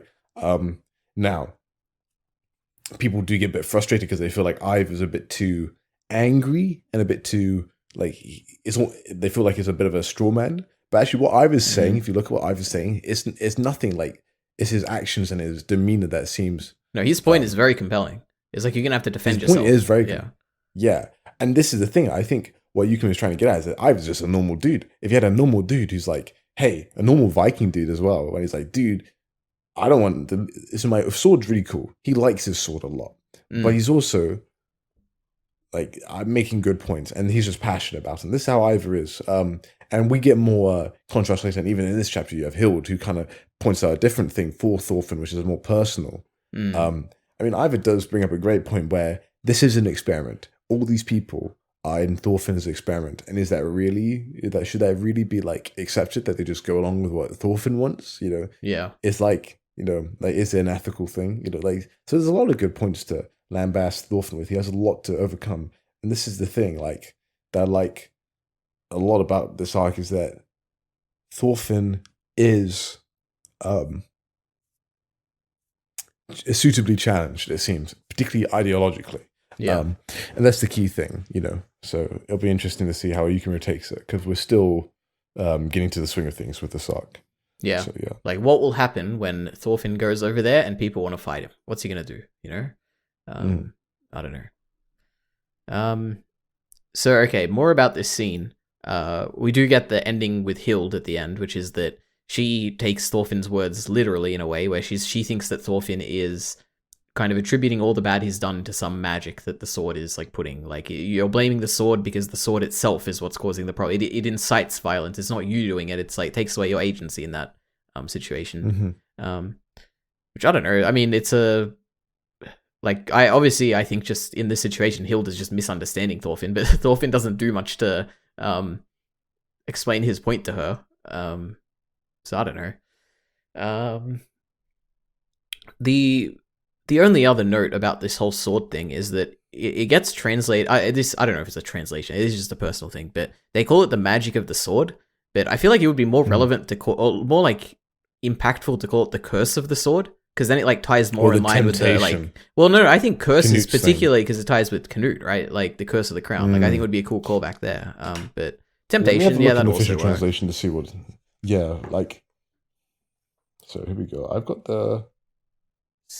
No, it's magic power in the official translation. Yep. But yeah, curse may be better. Yeah, so we're better. We're better than the original author and the translator. We're the best faking, exactly. right? All right. Yeah, exactly. But I think Hild's point is also that, like, Thorfinn is kind of talking from his experience that, like, the dagger's like, if you think about, like, back, Thorfinn looked at the dagger and he wanted just to use it, you know? Like, when he's a baby, he unsheaths the dagger. And it's like, yes, no, the daggers cause these things, right? But don't leave your own intent and agency out of this equation. It's not like the sword controls you. No, you control the sword. And you're the one who chose to kill those people. You're the one who killed my father. This does not get you off the hook. Like, that's what she's trying to remind him of. And just it definitely fits with Hild. But I'm sure Thorfinn is aware of that. Like, he has his nightmares every night. Like, there's no way he's not thinking of that. Yeah, for sure. Yeah. I mean, I think Ivar's critique as well at the end here is interesting. Like, he does. It's interesting, like, how it's amazing how much I like kind of forget about the flow of these arguments. Like, it's like people kind of summarize them at the end, but they kind of almost squashes it down and not seeing it as a flow of conversation. Because everybody kind of thinks about the thematic bullet points at the end. Yeah. But like, you kind of think about, like, Thorfinn kind of talks about, you know, Thorfinn does have like one stern face. Like, if we bring swords, we will use them. If we use them, it's over. You know, and it's like, I was just so like sure that it just won't work. Like, because his whole point is that you're using swords to prevent other people from wanting to use swords. You know, it's just the threat of violence will happen. But like, But Thorfinn's like, a land without swords is just a try. And then eventually gets to the point, it's like, oh, it's an experiment. But then another key thing here is that Ivar looks like he is giving up. And then his buddy Stork is actually, the official translation calls him Sturk. So instead of an O, it's a Y. Mm-hmm. But he like talks to Ivan and says, oh, if that Thorfinn guy fails, they'll need a new leader, and that kind of... Bad. What a bad guy. Yeah. He's going to undermine him, but I don't like it. Yeah. I thought he was a cool bloke, when he's like, you know what, I think I believe this guy. I'm going to join Thorfinn, but no, he doesn't. But also, the fact that his name is, Stork in the thing I read, but they don't reveal which one is Stork and which one is Gangrad, is what I've written here. Is that right? I think. No, I'm pretty sure... no, but the thing I was going to say is that, no, I'm pretty sure they don't, because I could not figure it out. But I thought that guy was Stork because he has like a long neck, and I guess he does look like a stork. Like, it makes sense. I'm glad that that's his name. Yeah. So Sturk means power, I think. But Stork means long neck, all right? yeah. So all right. Anyway, it is interesting. And then like Gangrad got changed to Ganglati. Ganglati is a Norse mythological character who's a guardian to Hela, the Queen of Death. Yep. The goddess of death. Yeah, so, I've seen that movie. Yeah, so Ganglati, from Ragnarok. So anyway, so it's just interesting names. I wonder how they come around. And then yeah. It also may not be noticeable, but people in these ones, you may have not noticed it. I didn't notice it for a while, but people are pretty sure that Ganglati or Gangrad is deaf or mute. Because he just makes grunting noises and... Well, he's not deaf, he's just mute, so he can't communicate back. So, yeah. Oh, interesting. No, I didn't pick it up. I noticed that he had less, like... I guess he didn't say anything, really, now that I think about it. Yeah, he just grunts. Yeah, that's what he does. Huh, cool. So I won. This is one of those weird things. I'm like, why is Yukimura? Why is it a 3? Why isn't it just the 2? Yeah, because the 2 makes sense, But why, I don't know. We'll have to see. Yeah, we'll see. And if they are brothers, I think that's really cool. Like, they've grown up together. They want a better life off Iceland, not living for Halfdan and stuff. So yeah, neat. All right. So that's the sword. Next up, Halfdan. Well, I guess Thorfinn goes to advice to Halfdan about Vinland. And just like, even before I talk about like why I brought this up, I think that alone is is worthy of talking about. The fact that Thorfinn goes to him for advice. Like, it's a cool like relationship thing they have, Like, he sees that Halfdan is doing these, like, he is a capable man who is in charge of a lot of stuff, and he knows that he is a valuable person to go and talk to. And he's willing. He knows that I assume he knows that Halfdan will be open to talking to him. Like, it shows their relationship in a way. So I thought that was just cool. Just the idea of him just going there to talk to him. But they have an argument basically about about why Halfdan can't kill Thorfinn in this situation, or just more broadly, just an argument about like what type of system you want on Vinland, right? I've summarized what they talked about. So Halfdan has like a point of view, and then Thorfinn has like a point of view. So Halfdan's is about how on Iceland, they have laws in place, and the reason people respect them is that the famous thing, has a monopoly on violence. Like, those are the monopoly on violence, which is the thing I've heard before, like in, I don't know, some debates or whatever, real life. But the idea is that if the thing has an army, then it's a perfect system, because then people will trust the thing and it will enforce its law. Now, he also says that another, like, I guess an improvement they could make, besides just giving the thing an army, is that they could, they need a leader who is in charge of this army, but that leader needs to be a person who is responsible to the law, like they will be beholden to it, and they need to be chosen and being able to be dismissed by a small council. Or not a small council, just a council is, I think, what he said. So it's just basically a democracy thing. So I guess what Halfdan is proposing here is like a modern kind of, with the council, you've got like a representative democratic government, right? So that's kind of what he's bringing up, which makes sense. Like, that's pretty much what we have these days. Now, at the same time, go ahead. I mean, like, if you think about, like, if you break the law, there's nothing like inherent about the universe that says you can't. I mean, speeding is a great example. Everybody speeds, right? Yeah. But like, if you if you do speed and you get a ticket for it, you can not pay it back. But what will happen? Eventually, the government, which has the monopoly on violence in this area because they run the army or the police force, you know, they will be able to physically force you to do something or put you in jail, right? They have control, basically, you know, over, and that's the social contract that we give up our freedoms and monopoly on violence to a greater authority that they help distribute the resources. This is like basic governmental stuff. Yeah. But I do like how it's being brought up here and how it is very true. Like in a world where, like, I guess, like for me, I don't see much violence around me, but this whole government is presupposed upon violence, you know, or the threat of violence from other countries, you know, like what these people who like it's to show like even in our real world, Vinland is weird, you know, it's unique, because it is a new world where there isn't a history there. It is far off. It's hard to get to, and so anyway, like it just brings a level of sophistication to Vinland Saga's thematic analysis. I love it. I love this argument they have, or not really even an argument, just like a discussion. So then Thorfinn's side of this discussion is basically talking about how trade is important. Trade is everything. Where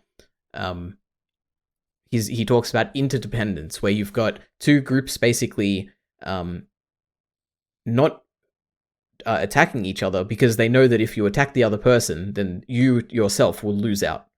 Because you won't get the goods that person has and the technology and the knowledge and stuff. So this idea of interdependence is all what Thorfinn is about. And he says a piece of trade and dependence is basically what he says. And then, so I guess that's really Thorfinn's thing. And when I was reading this, I'm very much on Thorfinn's side. Like, to me, it seems like his thing is the obvious, like, choice. Because what you want when you're developing this new system in Vinland is a system where you want the result of the worst outcome to be as good as possible. So, like, you want to assume that all the people in your system that you're setting up on Vinland are bad actors. Like, they're all selfish people, and you want the system to be robust to that. And I think that if you've got this idea of interdependence, then you are perfectly, like, not perfectly, but you really, like, selfish people will be able to thrive in that system without harming the system itself. Like, I think that's, to me, seems like the better system of these two.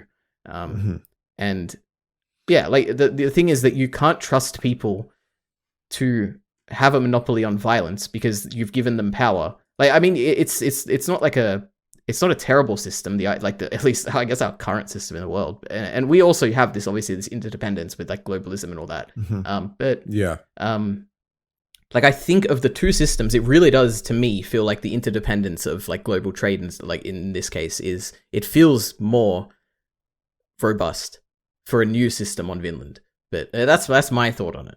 Well, they apply to Vinland. I mean, in the real world, particularly on Vinland. Not our world, but So I mean, in the real world, we do have Russia, right? Like, who did recently attack Ukraine, which is a big scare, a big fight, because it was like, well, we're so interdependent on each other that Russia wouldn't do that.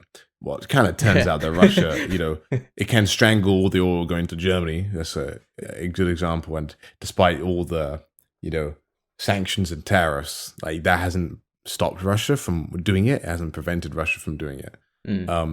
Which kind of hurts interdependence a little bit. Like, and, you know, it's like things in the real world are so much more complicated than in Vinland. Vinland's obviously meant to be, you know, it is talked about being an experiment, but it is also a clean sheet. But it is to discuss these ideas. I mean, also, but the sword, like, mutually assured destruction, you know, with nukes, has brought in a time of relative peace that's very long for at least Western Europe. If you have nukes, people aren't messing with you, generally. So, I mean, because, you know, if nukes, you know, but that's the thing. If the thing is, you know, like, is it a really peace if everybody has nukes? It is. But if something goes wrong, it's all over. It's game over. Like, literally. Like, civilization is starting again, you know? And I mean, I wouldn't be surprised. This is kind of how Yukimura is thinking about it, because he is a Japanese man writing about pacifism. You know, this is like, if you want a lens to look through something, look at Japanese history and be like, okay, how's that culturally informing Yukimura's stance on things, you know? Yeah. I mean, the only political thing I've ever seen Yukimura ever actually post on Twitter, I'm pretty sure, has been, when recently Shinto Abe got shot, and like Yukimura just typed out he got shot with a gun. Like you can feel like there was like almost a shock in there, and that kind of shows the difference. Yukimura is Japanese, the gun violence very low there. Don't just put your Western kind of view on things on top of them, and all this stuff. So like, anyway, yeah. So like, yeah.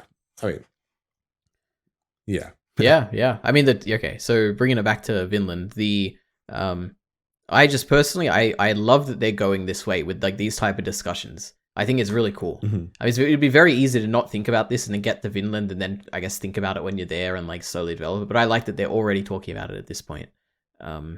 Really interesting place to take the story. So, I guess anything else here? The next bit is about Gudrid and Hild. So, anything else? Nope, nothing else. All right, perfect. Gudrid and Hild. Very, very short section. So, firstly, Hild is making stuff for this journey. It's so great. She made like a rudder or something. It essentially made a part for a boat. And it makes so much sense, She's a engineer, mechanic kind of person. It's great. And I guess I never thought about how useful she would be for setting up Vinland. Like, this is another one of my things where it's like, it should have been so obvious in retrospect that they've set up this great inventor who can create all these great things, and she's going to be with them now, and it makes so much sense that she's going to have a big impact on the development of Vinland. But I just never thought of it. But we get a massive Hild moment, Bacon. She laughs at Thorfinn and Ivar's circular argument. I couldn't believe it. Yeah. We don't see the laugh. We just see like the thing. We don't see her actually laugh, and it's her, and it's great. And that's so great. What character development? I can't believe it. Like she's the way I see it, which it could change, is that it feels like she's probably seen this argument happen with Thorfinn before, or something. Like she's starting to realize like the kind of person Thorfinn is in a way, is the way I see it. And she let it out accidentally, I don't know. She found it funny. Yeah, it's just a funny circular argument. She's laughing like I am. It's great. And people moaned when this chapter came up. People like, you had the first chapter where it's like they're like, oh, Hild's there, and then I had the next discussion between Ivar and Hild, and then people were like, okay, this is where Hild's gonna change. This is where she's gonna say, oh, I like you, Thorfinn now, and then everyone's like, no, she's exactly the same. She says the same thing. Oh, I want to kill you, Thorfinn. Oh, be careful, Thorfinn. Yeah. I'm going to kill you. And then like people molding. And I'm like, no, she's changed it. I'm going to make a video. And I made that video. I referenced this chapter in it. And that's where the video stands. Perfect. Yeah. So I'm going to watch it. Exciting. Exciting times. So, the reason I put Gudrid in this section is that Gudrid gets a chapter basically to herself where she's comparing herself to Hild the whole time. And she points out that like the Hild is just better than her in every way is what she thinks. And the only thing she has is that she can read and write, which I didn't realize that Hild couldn't read and write, but I think they pointed that out now that I think about it. Because I'm pretty sure Hild can read and write. She can? Okay. Then what was Gudrid talking about? Because Gudrid's like, oh, at least I can read and write. I think she was talking... well, that's better than Thorfinn, I think. Better than Thorfinn. Okay, that makes more sense. Yeah, because I mean, Hild is making all these complicated designs and stuff. You'd figure she'd be able to read and write. Yeah, it's made more clear in a slightly later chapter. But hold up, let me. Yeah, and then Hild's like makes Carly's shoe already and stuff like that. Yep. I don't know. But I can read and write. That will hold up. So I guess you could infer that, but Hild can read and write. Yeah, okay. Yeah. Okay, I understand your confusion. My mistake, my terrible mistake. How dare I? Yeah, how dare you insult Hild? She can. Okay, so that's it for Gudrid and Hild. I think I guess the other thing is that Gudrid points out that she wants to have something that makes her special, right? Like she's got her sailing, but she wants something else. So we'll see. Maybe she'll come up with something. I don't know what it could be, but something interesting, I'm sure. Or maybe just don't compare yourself to others and realize your own value. Yeah, true. Yeah, I mean, okay, Bacon, you got to see my tier list, all right? Then I'll talk about. Gudrid is up there, right? She's already great. She doesn't need any. Yeah, are we and are we going to review the tier list at the end of this video? We should do that. I might as well. Even longer. Yeah. Why not?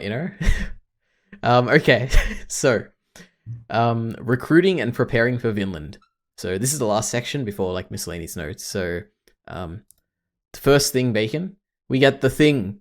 I can't believe it. We finally see it after all this time. I was so happy. I get it defined every single book. And you know what? They do. They explain it. Yeah. Honestly, like I think they define it like under the page. Where like if you look at the bottom, they're like the thing is the blah blah blah blah. I'm like, oh great, this is so. I'm so happy. That's the scanlation thing. I will confirm or deny now whether it's in the translation notes at the end. Oh, it better be. My goodness. No, there's no translation notes. Oh, they don't define a thing. Hold up. People are going to be so confused. No. People are going to be so confused. They won't know what it is. Yeah. See, you forget so much month to month. You need it defined to you. Can't believe it. Can't believe it. It's the thing. Yep. There's even more things later on. I'll say that. There's loads of things. Bacon, I'm so happy. I can't wait. Yeah. But man, we got to see it in all of its majesty and glory. It was exactly what I was imagining. It was better than what I was imagining, Anyway, So... Hey, we've already talked about this. No swords, because swords are purely for killing humans. So we've already talked about that. Yeah. So the other thing I like about Einar and Thorfinn's approach here, particularly like those two, is that in this like they're just being really honest. Like they're being brutally honest about their intentions. Where they're like, you can't have a sword. Essentially, they're not lying about anything to make it sound better.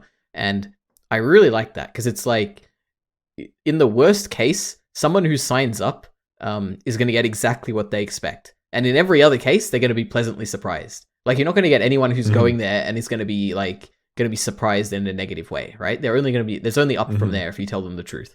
So I really like that they're telling everyone exactly what's happening. Well, what Vinland is going to be. The second last note I've got here is that I love the final chapter in this book, where it's essentially just everyone in a complete rush to like make it so that they can leave.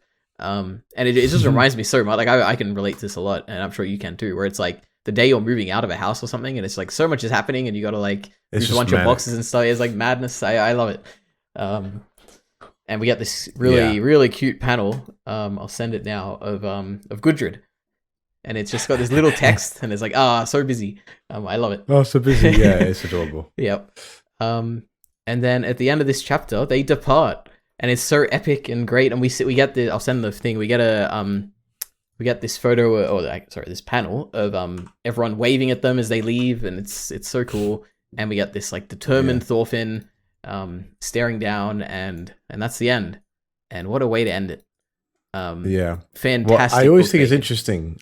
I think it's interesting how Helga at the front is not happy. She's not smiling for whatever reason. Oh, I didn't even notice that. Yeah, that's a good point. Yeah, and so this ending of the chapter feels foreboding. Because of that face at the end of determinism from Thorfinn, for the longest time it reminded me of something. I couldn't find what it reminded me of. And then someone one time, I forget who it was. I think it was.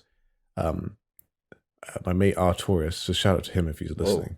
He found this panel. I was like, oh boy, this is what the reference is. That is. So, wow. I didn't pick up on that at all. No, that's great. No, but there was something about that panel and I was like, I've seen that before. Yeah. But yeah, it's, so it's the same. Bacon, that's so good. I can't believe it. That's so good. Because this is like the beginning of his next big journey. Like this is great. Okay. Yeah. So I mean, you can take it that way you will, but it's something. Who knows? They're taking the weapons. Those three brothers. What's gonna happen? Terrible. The tattoo gang, as they call them. Right. Yeah, they do have tattoos. And it's just interesting. Like, I don't know what they mean. I don't know what they mean. Oh, really? I don't know. Yeah. Viking. They just look good. I mean, I haven't done too much research, but they should mean something. Viking. Maybe I should just. How would they even make tattoos back then? I wonder. I got no idea. I don't even know how they do it these days. They get like needles or something, and I don't know. So Are you ready for miscellaneous notes?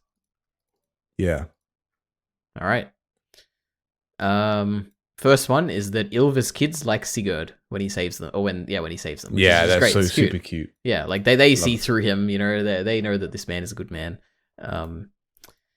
We get another miscellaneous note is that we get the warrior Ylva panel, which is sick. You know, like imagine if like Ylva was a warrior. She looks really cool. Yep, good stuff. Next up, we get Leif has a permanent limp.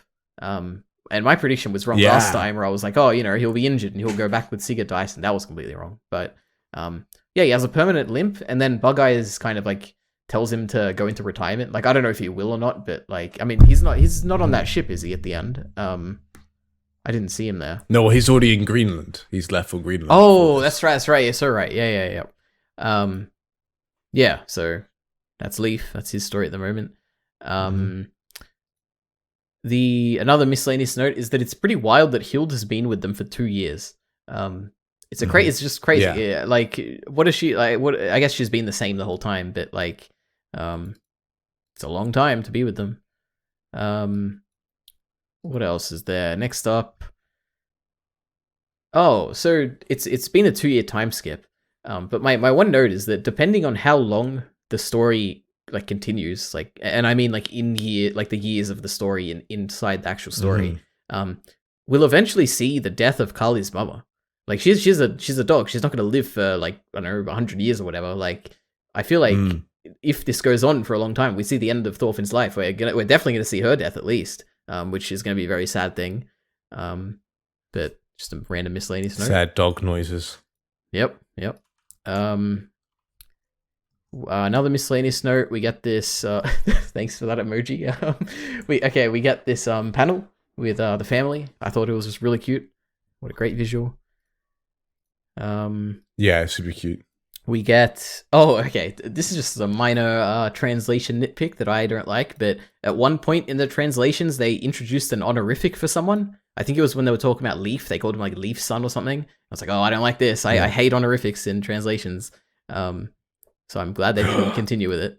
They better not. You better not be telling me they're going to continue with the bacon. But yeah.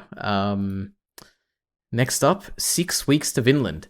It's crazy how short it is. Like it's to me that feels like a very short time, and it's such a like big part in this story that like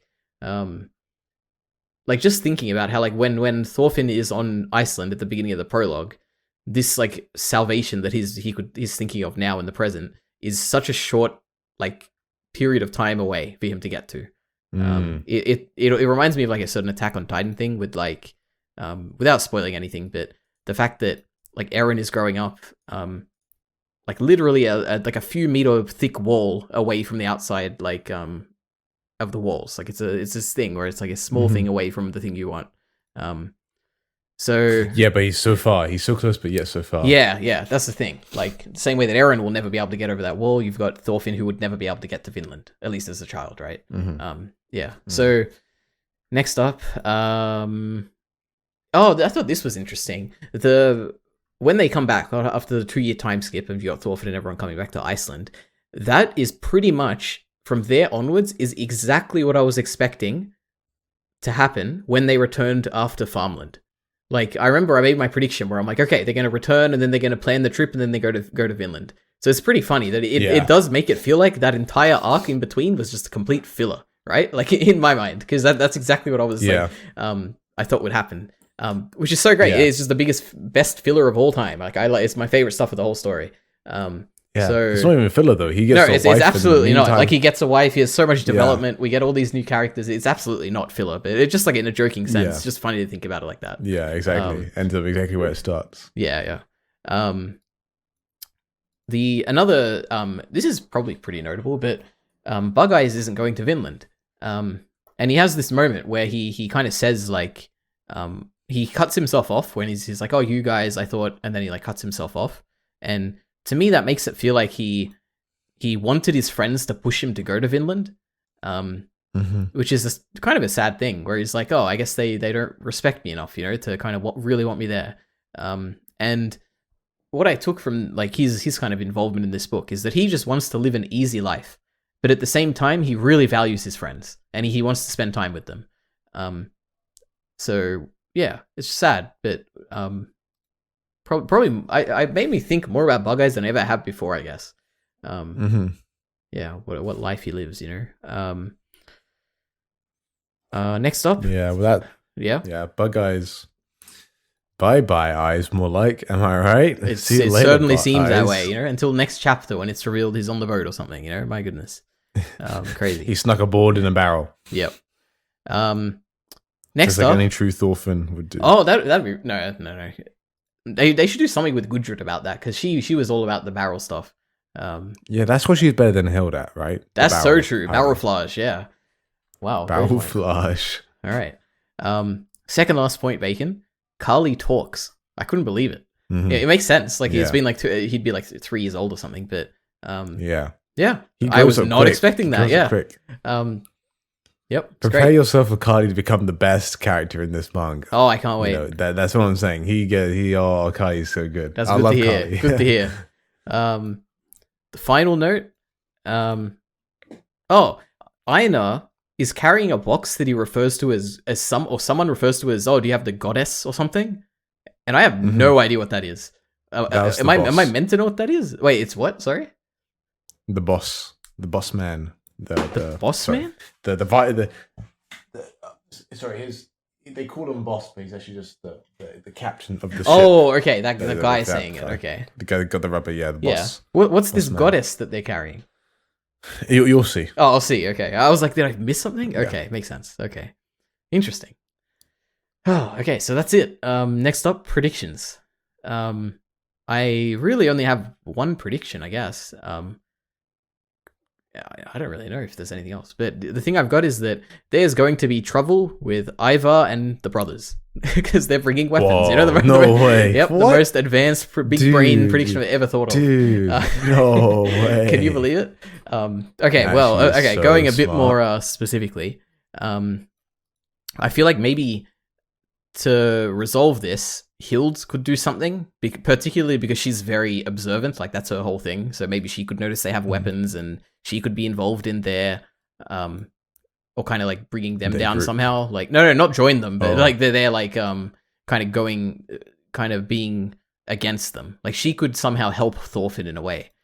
Like that's I guess that's my prediction because she's so observant. And my only other note about this prediction is that I really, really, really hope that Ivar and the brothers, I'm just sticking with them being brothers, they better not do anything to hurt Cordelia, all right? Because I could definitely see that being a thing where they use her strength for something. Like I don't know what it would be, but I just hope they don't do anything like that because I just don't want any bad stuff for Cordelia.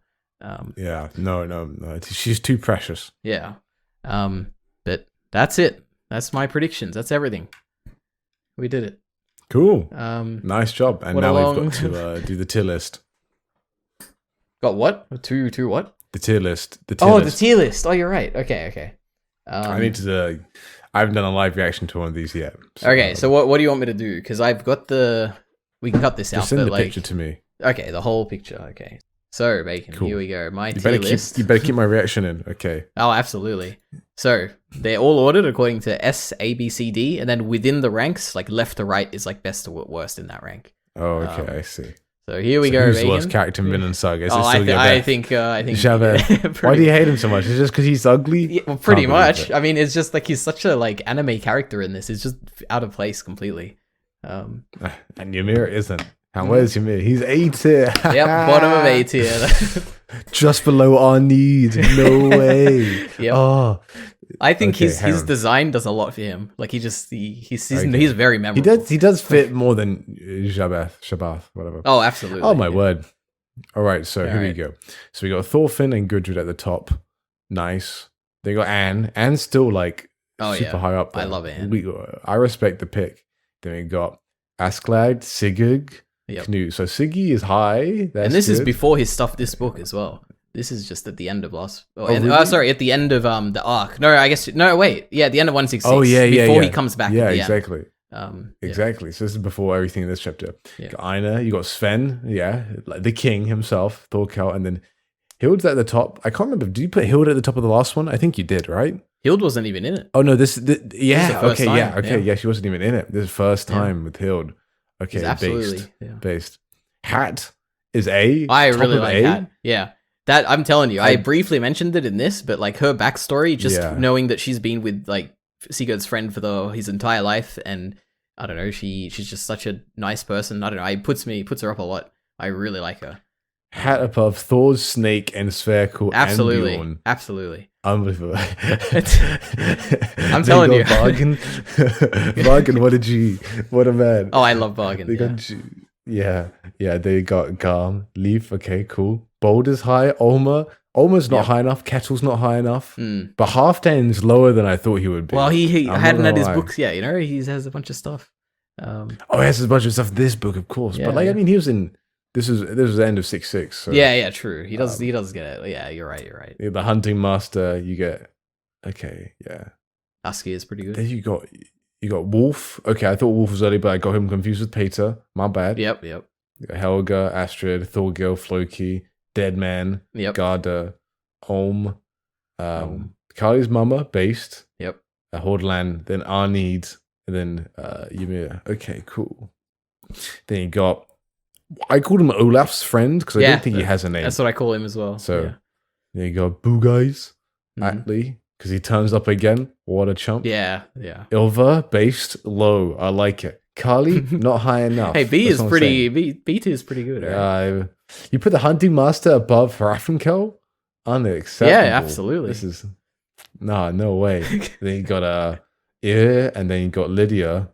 Yep. Lydia next to her loving husband. Yep. Hey, above her loving husband, all right? Is this guy also called? No. What's Askeladd's dad called? Oh god, I don't know. It's not Olaf. I mean, Olaf is what he swears on, right? Like, my father Olaf or whatever. Oh yeah. But I don't know if that's actually two Olafs in this book. Name? Yeah. You got Ragnar, Willebold, not high enough, not based. Tula, also too low. Tula, more like too low. Hey, at least, at least she's not in C tier, right? And then you've got all of Sigurd's friends down here. Hey, no, not all of them, right? Too. Yeah, well, you got up there. Then you got Azure, which is Asgeir, which is Thorkel's companion. Azure, which is the Welsh guy. Okay, Fox is also too low. Unbelievable. Fox. You put Eskil above Fox. Not a fan of Fox. Yeah. What an unpleasant fellow. Good list. A good list is one with bunch of personality in it. If you're putting Askeladd at number 1, and then Thorkel at number 1, and Thorfinn at number 1. Hey, Thorfinn. I like Thorfinn. If you have these only these in your S tier, if you have Thorfinn, Askeladd, Hild, Thorkel, who else would be S tier character? Canute. If you have those 5 as like your only S tiers, bad tier list. Damn. I'm saying that right now. It's a bad tier list. Is that your tier list? You need more characters. No, you need more characters. Okay. All right. Actually, could you watch my tier list? No, you can't. Quite. God damn it! I don't know what chapter is up. My tier list video. I mean, you probably could. No, I'll wait. You only got one more book, Bacon. Come on. Yeah, you only got one more book. Then you can watch my 2-hour-long video as I talk about every character. Not too different to this one. If you want to go watch it. All right. Good tier list. I like it. Thank you. Put a lot of effort. And if anybody wants to make a tier list, I will have a full, up-to-date tier list for next week's for Ari to then also plug into, because why not? It's good fun.